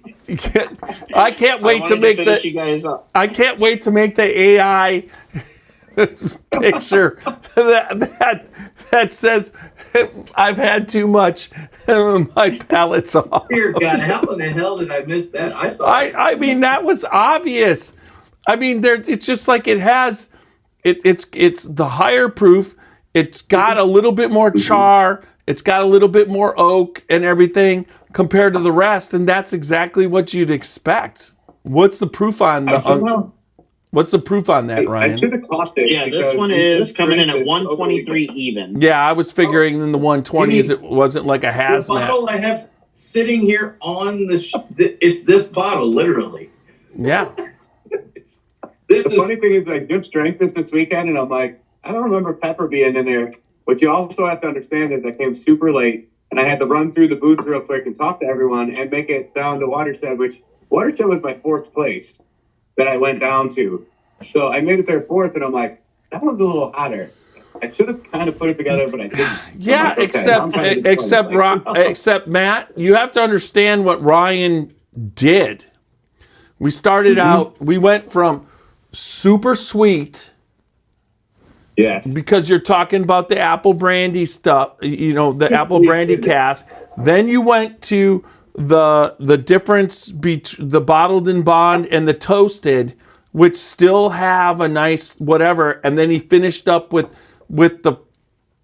It's exactly how you're supposed to do a tasting. You're supposed to finish up with the highest proof. If you put the highest proof in the middle, it messes you up. But at the same time, it's just like you're going to get a different experience opposed to just drinking it. I mean, straight up. Right now, you're not going to pick out as much sweetness after drinking these four before with the toasted, and you're talking about the bottled in bond, which which me and you both picked, and you got the apple brandy ones. There's a comparison in your brain to pull that down to that oakiness and whatever. And I mean, if it's that's why the brand. That's gotta be why I got pepper at the end, because it was the highest one. I'm like, okay, this one is the hottest one. I'm like, it still has awesome flavor through it, but this is definitely a lot hotter than the rest of these. Yeah. I think the way that you did our blind was fantastic. I just want to kudos to you. Yeah, that was fantastic. Ryan, I'm not going to have the same thing to say, but Anne commented on Facebook and she said, "I can't believe you would do this to Chris." I mean, I feel for you, Ann. Hey, he did it to himself. He was really confident, though, wasn't he? He thought he could do it. He thought he nailed it. You're like a fisherman. You threw the bait out. You knew I would bite on the first two for sure. Third one, was a question. And then you just totally, I'm going to have him, and then done. Yeah, but then he threw in the fact that it's almost like he knew us. Yeah, he's totally. I mean, it's so awesome. He gives you on the one. He just gives you the thumbs down on the the walnut finish, and then he's like, "Yeah, Tiny just nailed it." Sometimes you got to give credit where credit's due, Chris. I will say I will say, Ryan, know when to hold him and know when to fold him. I will say, Ryan, that there's an aspect where I'm jealous of you right now, is that as Aaron Harris's distillate starts to mature to a level where you're going to get to put that out, and you're going to have all of everything at your disposal. You can basically, and you're going to have a lot of ammunition in your in your gun to produce some really good whiskey. And I do have I was pretty sure that was the apple brandy, and Matt was, and then CT tries to make you doubt yourself. Apple brandy, not the apple brandy, but the apple brandy finish. But at the same time, I'm familiar with this brand.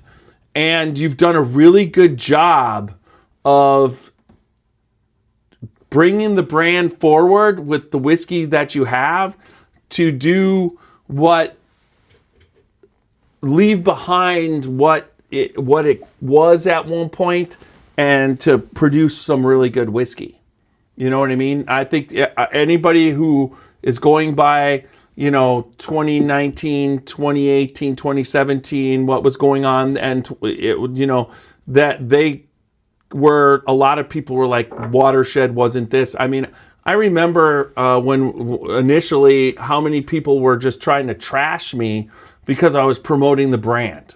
I mean, I had people coming on and it's like, well, they're a sponsor, so you're just whatever. And it wasn't because, I mean, it was what Ann and Aaron had taken it to. And you were part of that. You've come back to that, and you're doing a great job.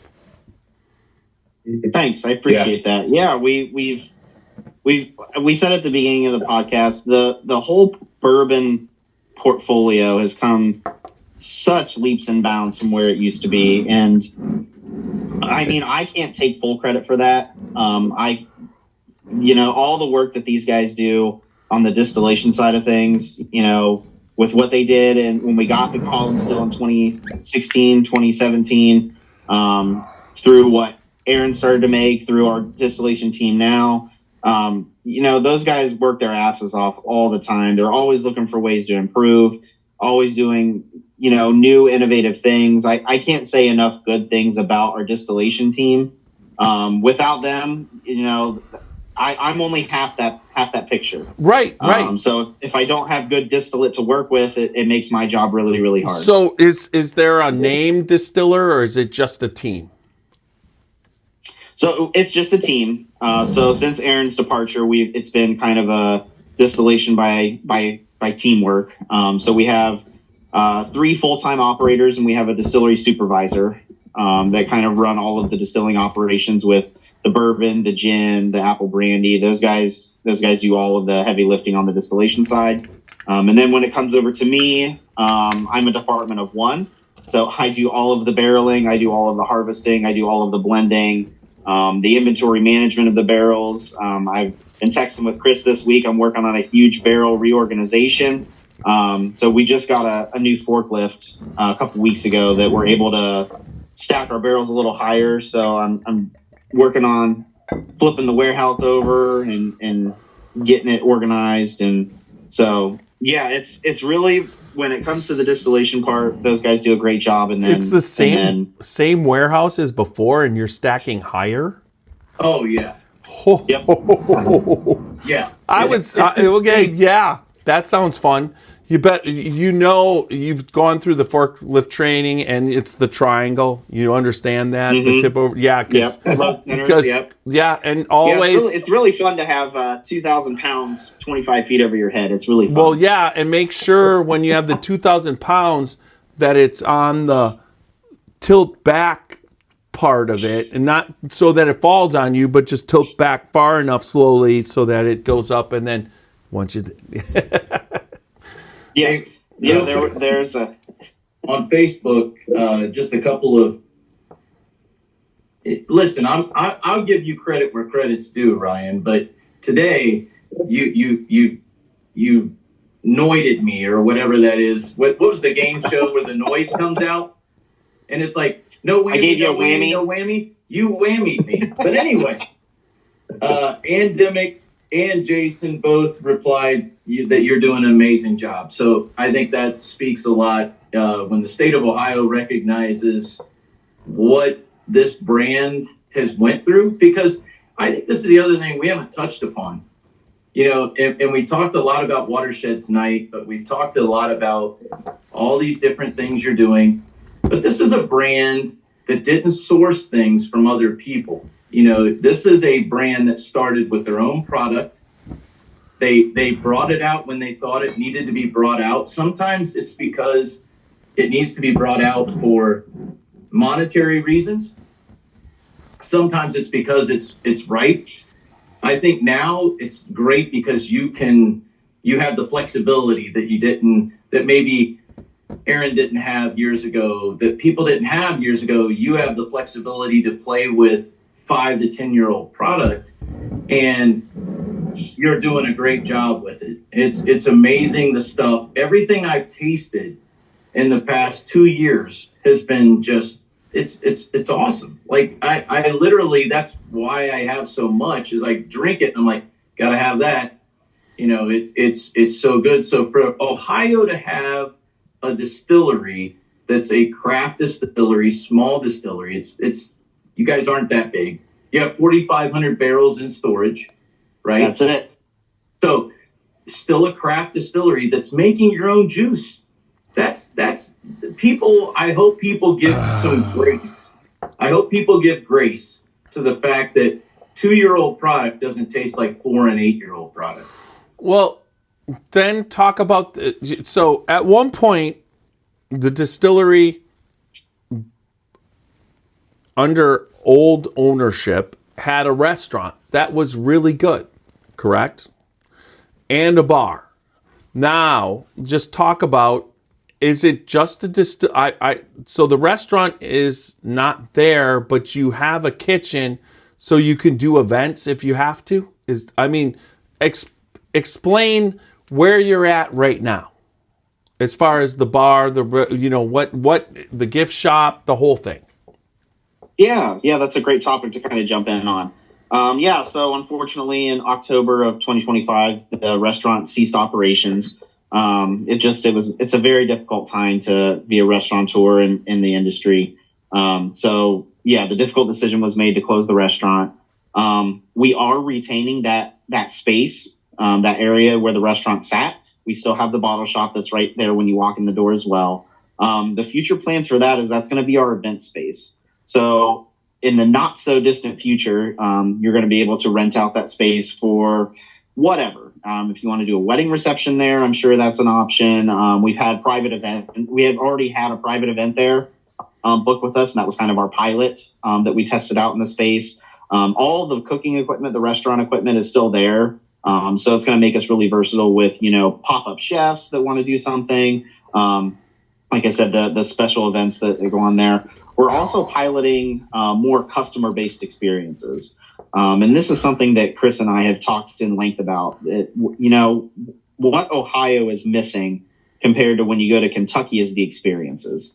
We're making good liquid. We're putting out great products, but that overall experience is kind of lacking. And so what we've got coming down the line at Watershed is we're going to offer 2 exclusive, upcharged experiences on top of our tours. So in the future, you'll be able to go on our website and book a bottle your own bourbon experience, and you'll be able to book a blending 101 class that'll be through Watershed that'll happen in those spaces. Now, when those exactly come online, I don't have an exact date. But it will be sometime before the end of 2026. So we're kind of investing in those experience aspects with our distillery now that the restaurant's not there, and hopefully, our customers will engage with us and have a great time. Well, it would be great. Having the kitchen still there, like you said, you could have a street corn pop-up Friday night to do a tasting with the community. It just offers so much things what you could do once you get your feet back on the ground as far as, where the direction you're going, but also know that me and CT will come down and promote both those experiences for you once it happens. We'll record it. Why can't I go? Well, where do you think the broken bottles came from, Matt? Oh, hold on. Let me bring this back to light. How many people? Wait! How did you carbon? The broken bottle? Where do you do that? Did you go to the StarWars.com website and then just carbon? So Han Solo was a good friend of mine. And he said before he was cryogenically frozen or whatever that Boba Fett did to him, he said to me, please carry on Watershed. Make sure that they live on. And so that was the last bottle from the Star Wars legacy, and it lived on. But I love the fact, people outside of what we do don't understand this, but Ryan, we're close. He's been to my house. I've been to Columbus many a times. I live 30 minutes from there. Right. And so I'm a big supporter of them and what they do, but the thing I love that's so awesome about Ryan is he's willing to listen to opinions, like whether we have it or somebody else walking in has an opinion. And I do truly think that the one thing that Ohio needs to do better than what we've done, we have great product. If we want to talk about product, we have 100% corn made in Columbus, Ohio, leather and oak. Who makes 100% corn? There's not too many brands that are doing that. So we have all these great brands, Middle West. We have Watershed. Echo. You've already mentioned so many of them. And it's like, we need to step our game up on experiences. Our customers, our people that are watching this or watching the market or watching the industry don't need to drive always to Kentucky. I mean, Kentucky's great. They have heritage and they have legacy that we cannot replicate. But we can make our experiences better for our consumers that live in Cleveland, Cincinnati, Columbus, wherever it is, to where they can come and not only enjoy a good restaurant, but enjoy a good experience with what they do. And this blending experience that Ryan is working on is awesome. Like, to go through and be able to blend your own out of 3-4 barrels, whatever it is that they decide to do. That's awesome. People are looking for that they don't get to do it. I agree. Although I will tell you, if you do anything from before, keep serving with a thief the old fashioned straight from a barrel, because that was that you guys figured out how to do it with the, whatever, and that experience and that old fashioned was spectacular. Jeff, I'll set that barrel of old fashioned aside just for you, buddy. Oh my God. Hey, I took a picture yesterday, Jeff. I was going to send it to you. The barrel and the thief is still sitting there. So nobody's getting any? Is there any left in there? I cannot disclose this information. Oh my God. That means he drank it yesterday. But the thief is on top of the barrel still in the bar. I did a one. Bring your credit card, Jeff. Just so you know, Ryan, to promote Watershed, it was a 1.2 million viewed short on YouTube. That's awesome. Yeah, because it was straight. It was right there. That's what it was. I don't know why, but it's just like when they catch, and that was one. And Ann mentioned something that's absolutely right. Kentucky didn't get to where they are overnight. They weren't like, oh my God, all of a sudden Kentucky is it. It took time, and absolutely Ohio can get there. We have so much good stuff going on. And I love Kentucky. I love Colorado, Texas. I like it all. Like, I want to try everything. But for sure, Ohio has some great things going on. And when you have, Ryan, are we getting close to 10 years on bourbon? We are. So I've got some stuff that's going to turn 9 this year. And so, yeah, we're probably still a year and a half to 2 years away from any sort of batch release, but we're getting there slowly but surely. Yeah. Are you guys still doing single barrel releases from the distillery, or did you stop that? Or Ohio? Is Ohio doing Those anything? are always my favorite. Yeah. So we actually just had OHLQ in last week to do the next round of single barrel releases for the year. So look for those to hit shelves. I don't know, probably sometime in August-ish. August, September is usually when they come out. And do we have names playing yet? Because I'm going to go back here to the shelf, and the confectioner's one is like, well, Ryan, we had. I have the King's Court from Adam that originally. Oh, King Chambers. Yeah, King's Chambers. I still have some of that left, and I'm serious. I'm going to have to It really sucks because I probably had 300 bottles at the time that King's Chambers was really, maybe 200. And now I've got 1,600 bottles. I was looking today, and this is the bottle I was able to come up with right here. That's an OG. Is that batch 3? That is the batch that was with the woman that passed through Ohio with their special blend. Marianne? Wait a minute.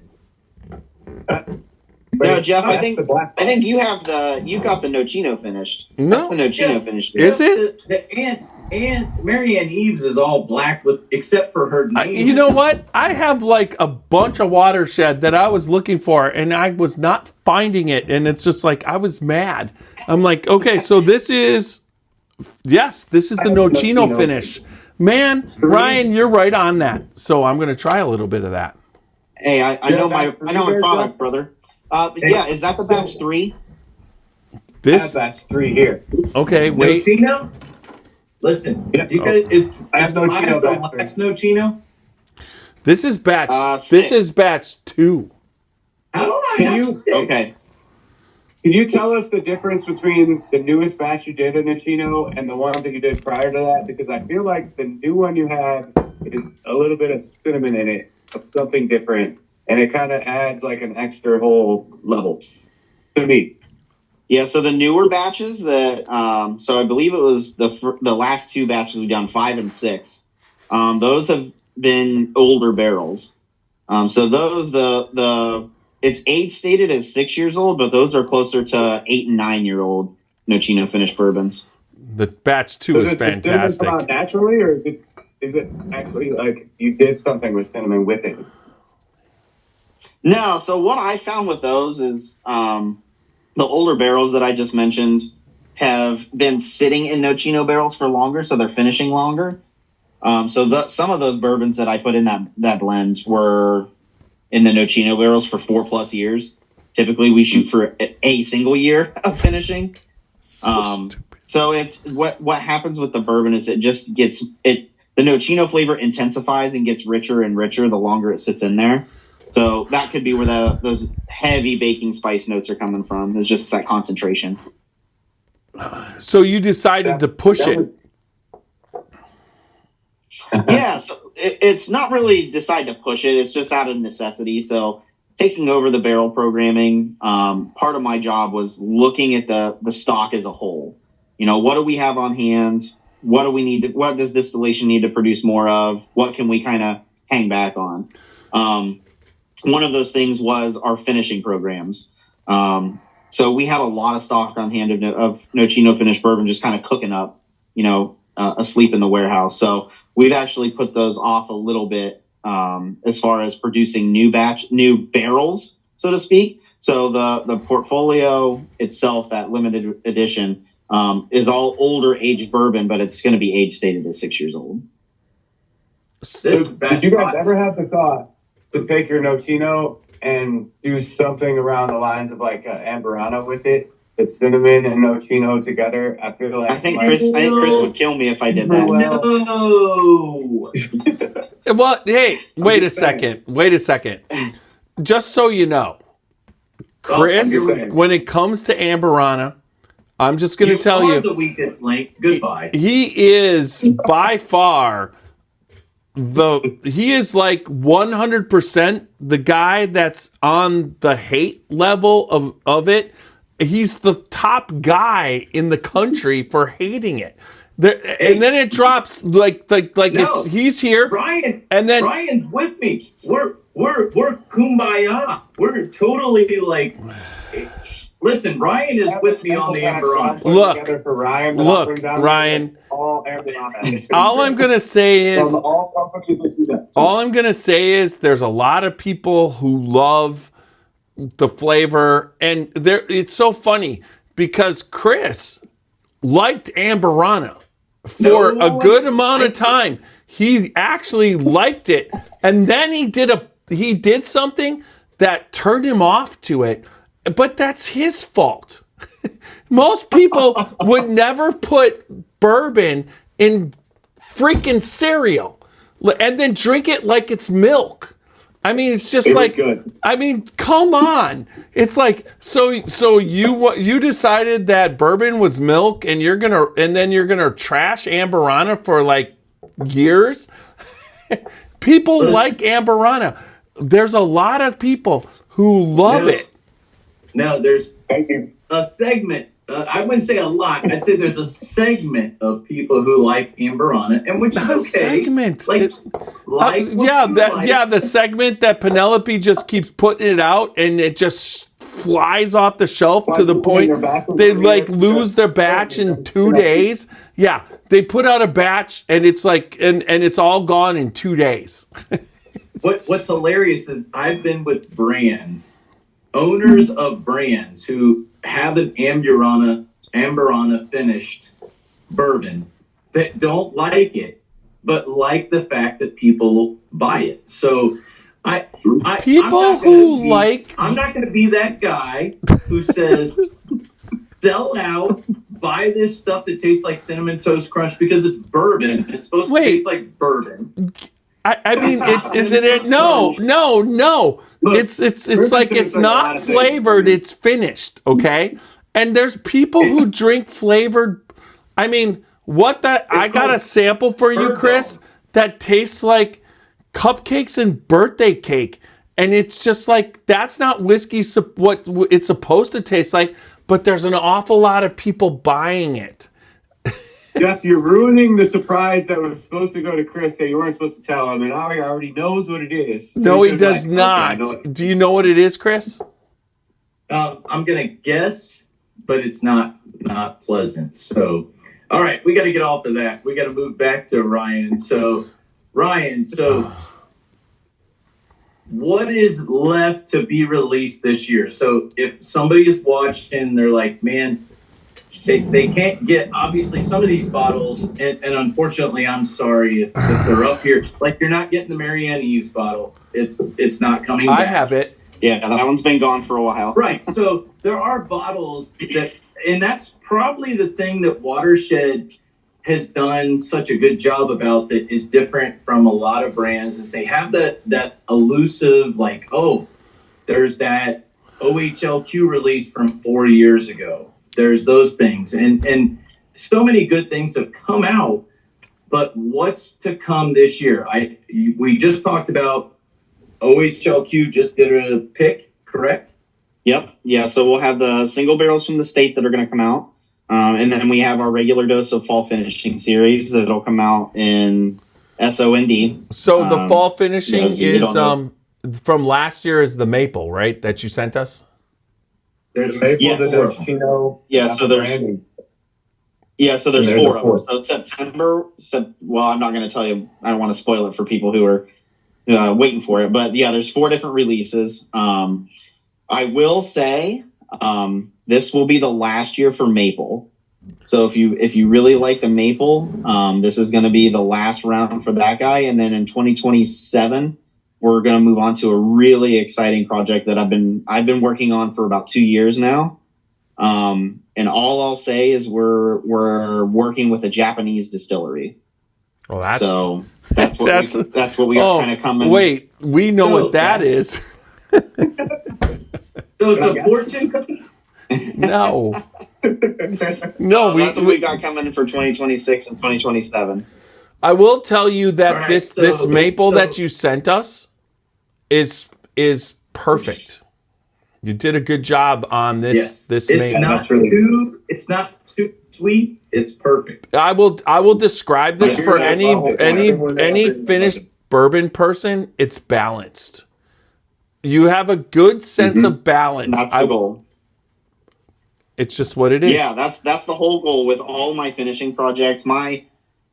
With all of my mentors, from Aaron Harris to who name it. The philosophy is that you have to blend. You don't want your finishing barrel to overpower your base. So with that, that's how I kind of frame all of my projects when I'm going into it. Is I don't want something to be overly sweet or overly spicy. There's always this balancing act that you have to play. So Aaron Harris was one of my mentors. Matt Strickland out of Iron City in Pennsylvania. He's been very influential on my training and my education. Both of those guys have taught me a lot in the industry, both technical and just organoleptic training. And yeah, that was the whole goal with the maple. When I was pitching this to leadership, it was actually kind of a hard sell because the conversation was, well, we don't want to compete with Knob Creek maple. We don't want to compete with so and so. And that's a good. It's totally different than that. That's a good point. Like, it's totally different than Knob Creek maple. Yeah. So if anybody is And that was the point. My God, Knob Creek maple is a whole different ball game because it literally tastes like they added a quarter of if it's a quarter to 3/4 ratio or half to half, there is that much maple syrup in it compared to this is like, I think you have to actually look for it. Like, most people would drink that maple cask and not even realize that's maple. You know what I mean? Like, it's subtle that you may notice it, but at the same time, it's not overpowering. Like Jeff said, it's a balance.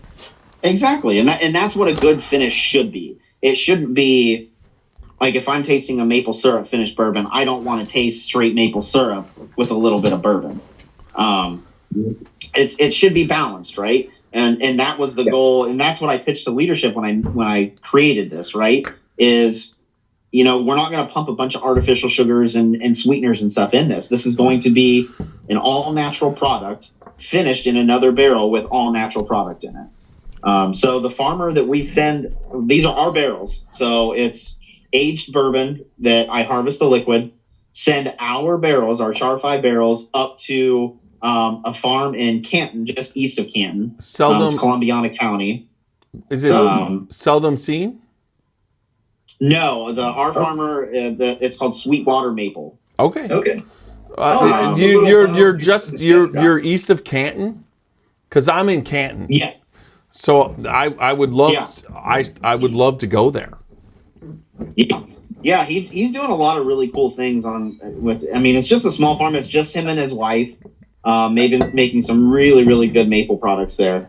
But yeah, we send him our Char 5 barrels. He ages his maple syrup in those barrels, dumps it out, and then I drive up there, bring the barrels back to the distillery, and put bourbon back into them. So everything stays within Ohio, and everything is all natural product. Okay, that's good. Ryan, the serious question is here: why have I not been invited to go on this road trip? And pick me up on the way. Honestly, it's not as fun as you guys would think. Business trip. No, if we're driving together, it's going to be fun. Well, for one of us probably, but the one driving is probably not going to be fun. I mean, we just did a road trip last Saturday or Friday with the Black Diamond, and it was over 300 miles, and it did not. He's like, "Do you want to take the 200 2-hour trip up to Waverly?" And I'm like, absolutely. And it seemed what CT did it seem like 5 minutes? Just because we were talking so much, it just was over. I told my dad that we did that trip. I was talking to him yesterday. My dad's from that area. So I was telling my dad, I'm like, yeah, we went from here to here. And he's like, you did what? I'm like, yeah. He's like, that's just dumb. It's just dumb. And I'm like, well, when you're in the bourbon world, it's not dumb. You're just looking for the cool experiences. You want to try everything. Speaking of dumb, Dirk Ripley, Ripley commented that, let me get back. Ryan V is the man. So Ryan, Dirk Ripley thinks that you're the man. That's something I would say. Listen, he's a guy. He's a guy. He's just. He's a man's man. That's what he is. Yeah, Dirk's awesome. I love hanging out with Dirk. We need to hang out sometime, Dirk. Hey, if you're like, I'm available Sunday. Okay, I'm just saying. You can stop over Sunday. We'll crack another bottle. I got cigars. They're resting. They're ready to go. Jason even chimed in that you're great. And that guy works for me. I don't know what's going on here. I appreciate all the love in the chat. Yeah. Jason, do you realize I haven't been even invited to this maple syrup trip? What the heck's going on? So Ryan, CT for Christmas gave me this. You can see it. Can you guys see that? Yep. Kinda. So it's a barrel, and last night I filled it with water. I dumped it out tonight, and we decided that when we were driving around Ohio that it would be a great idea to take the samples from the podcast because you get so many sample bottles, right? Yeah. And it's just like, you got this, and it's like, and I'm like, let's just do an infinity batch with samples from the podcast. So what I want to do tonight is, one, thank you so much for the bottled in bond, which I that's what I picked. So I'm taking number 3 and putting that right into this. This is the new mini infinity barrel idea that we came up with. Like, because all of these minis, like, it's perfect for it. And, I love it. And normally, if I like a sample, I'm gonna want to save a little bit to because I like it the most. But I have a whole freaking bottle, so I didn't have to worry about that. And then we're talking about the toasted, so I'm gonna dump the rest of the. Actually, I'm just gonna do this, Let me sip it first and then pour it in. and then I'll put it in. So That's that awesome. is And added once we get all into. you guys down and do a night at the distillery, we can pull down some barrels and go through some cool barrels we got going on. Yeah, definitely. Let's do not just a night, but like I would love to see how you do your blending process. You know what I mean? How you go through how you do it, because everybody has a little bit different way of doing it. And then we finish up. We could do a podcast, and then if we're pulling some barrels down, I'm not pulling barrels off of the top of that. Let's understand that these things are way up there. I'll run the forklift and get it down. I have no problem with that. I've been in recycling, and we've been stacking bales 7 high for 22 years. So I know what it's like to have your forklift extended all the way up and how to do it. So and I can do it with OSHA safety standards. There you go.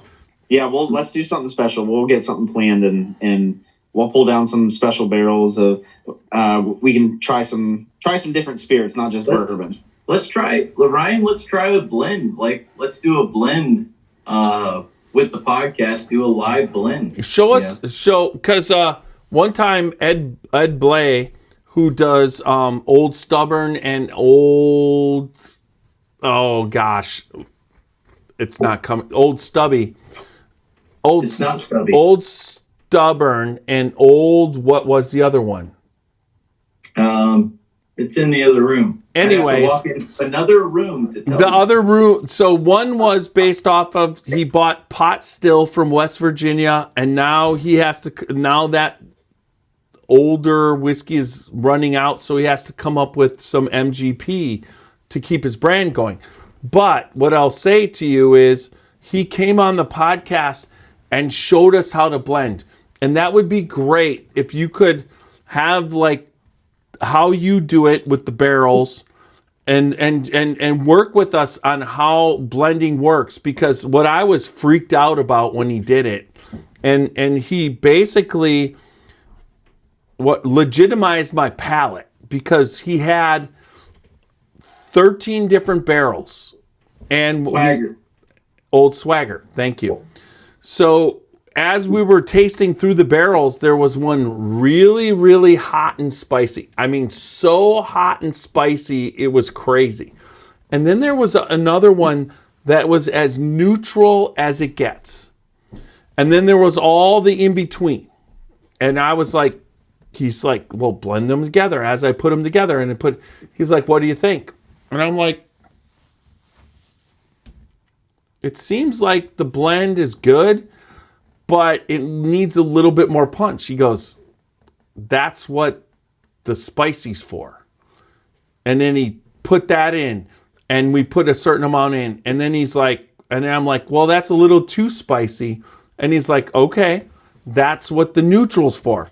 Do you find that that's kind of what you do when you're doing you identify something like that when you're blending? Because he definitely had all that to come up with what he was looking for. Yeah, the blending is it truly is an art. Kind of my approach and my process is you always need to start any blend you do. It doesn't matter if it's a 3-barrel blend, a 10-barrel blend, a 40-barrel blend. You always have to start with a good base. So kind of talking about what you were, that neutral barrel that you were talking about, Jeff, you want to start with something that's moldable, that's malleable. And that's kind of my approach with any blend that I'm doing. You have to start with a good base, and then you use those kind of specialty barrels, those, I call them one-trick ponies, so to speak, something that has a really dominant flavor one way or the other, whether it's spicy or it's sweet or whatever. You use those barrels to kind of mold that flavor profile even more. Yeah. And we'll get you guys down and we'll do something special. And then also with blending, I mean, when you're blending the brand, there's certain barrels that are fantastic, but they have nothing to do with the brand. And those are always good to go to single barrels, right? Totally. So, okay.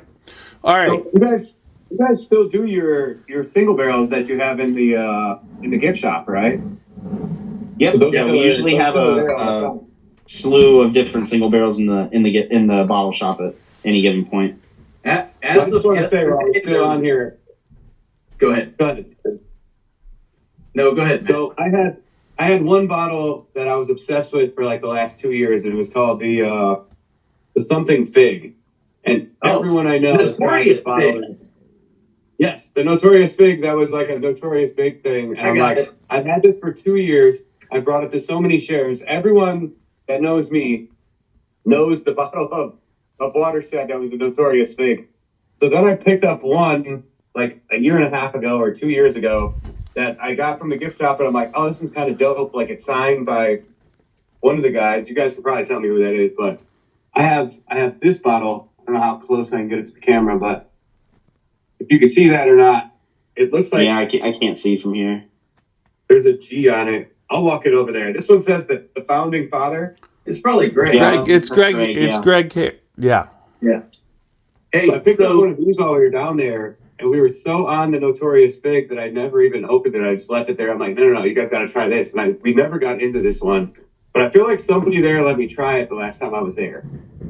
And that's like, well, before you buy it, do you want to try it? And I'm like, oh, that'd be great. And I think we tried it there, and I'm like, this is super good. I said, that Notorious Fig one, though, I have no idea why, but that was like my favorite thing ever.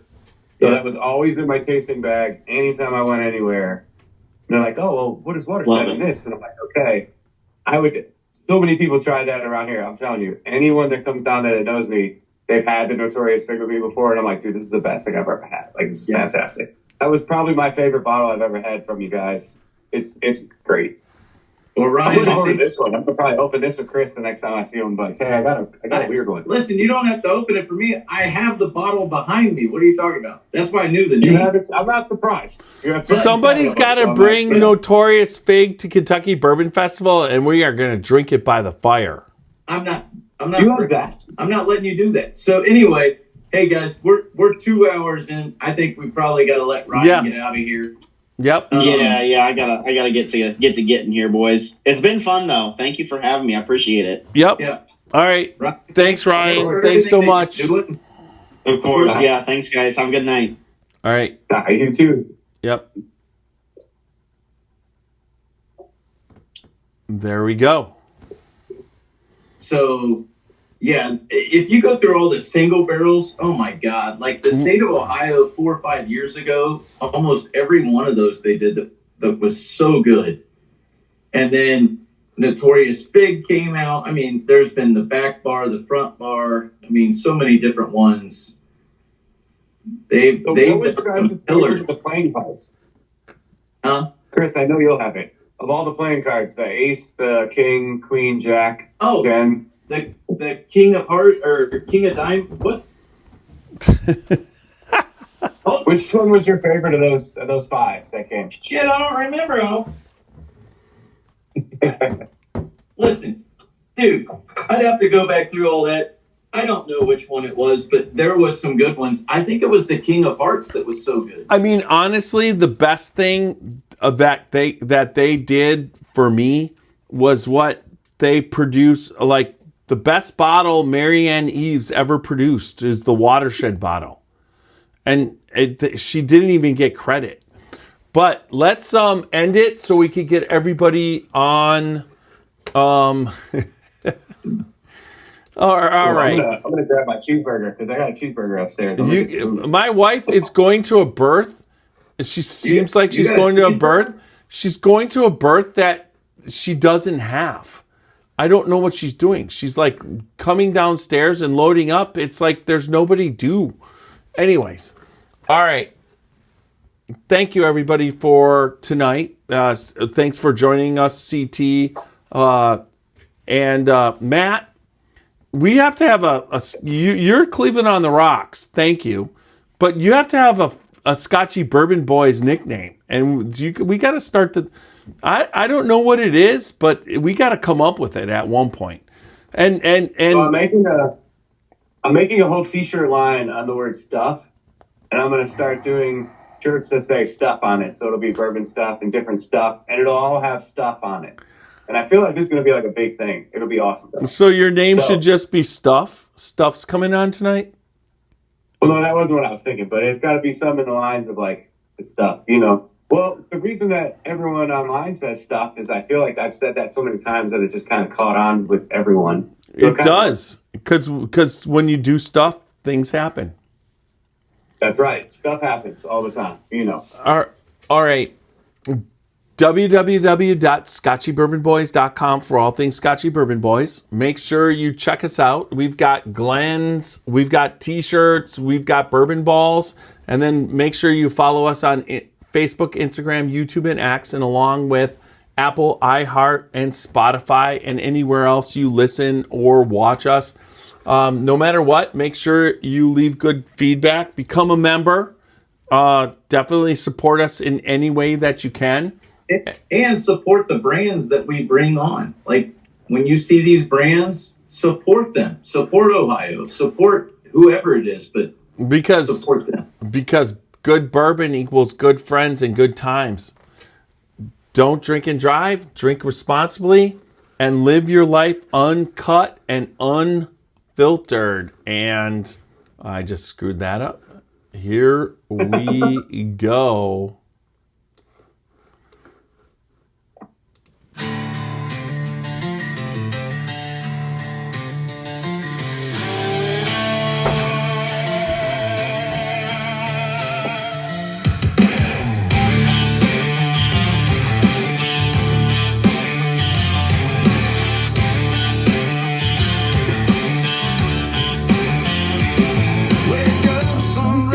Boots on the floor, working hard all day till you can't no more.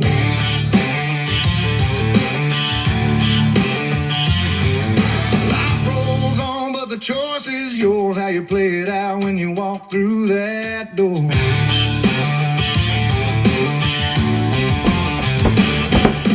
bottle, one drink, one pour.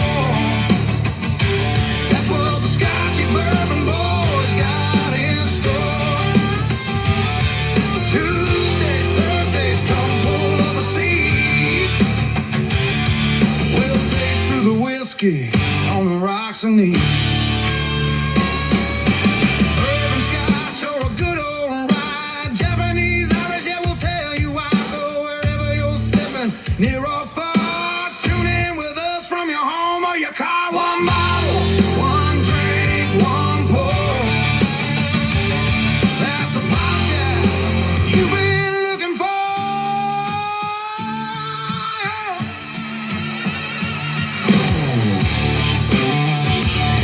Hi. Tiny here to tell you about Whiskey Thief Distilling Company and their newly opened tasting room. Whether you are up for a farm-to-glass distilling experience on the Three Boys Farm in Frankfort, Kentucky, or an out-of-this-world tasting experience in Nulu, you won't be disappointed. At both locations, their barrel picks all day, every day are like none other. Each location features stations with 5 barrels, each featuring their pot-distilled bourbons and ryes. Once the barrels have been thieved and tasted, you can make a selection and thieve your own bottom. A day at Whiskey Thief with their friendly staff and ownership will ensure you many good times with good friends and family. Remember to always drink responsibly, never drink and drive, and live your life uncut and unfiltered.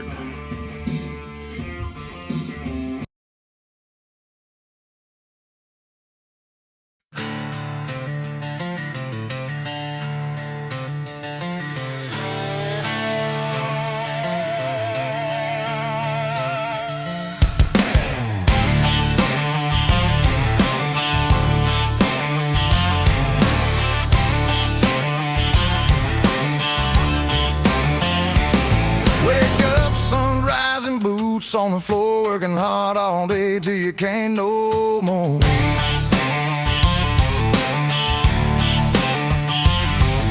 Life rolls on, but the choice is yours, how you play it out when you walk through that door.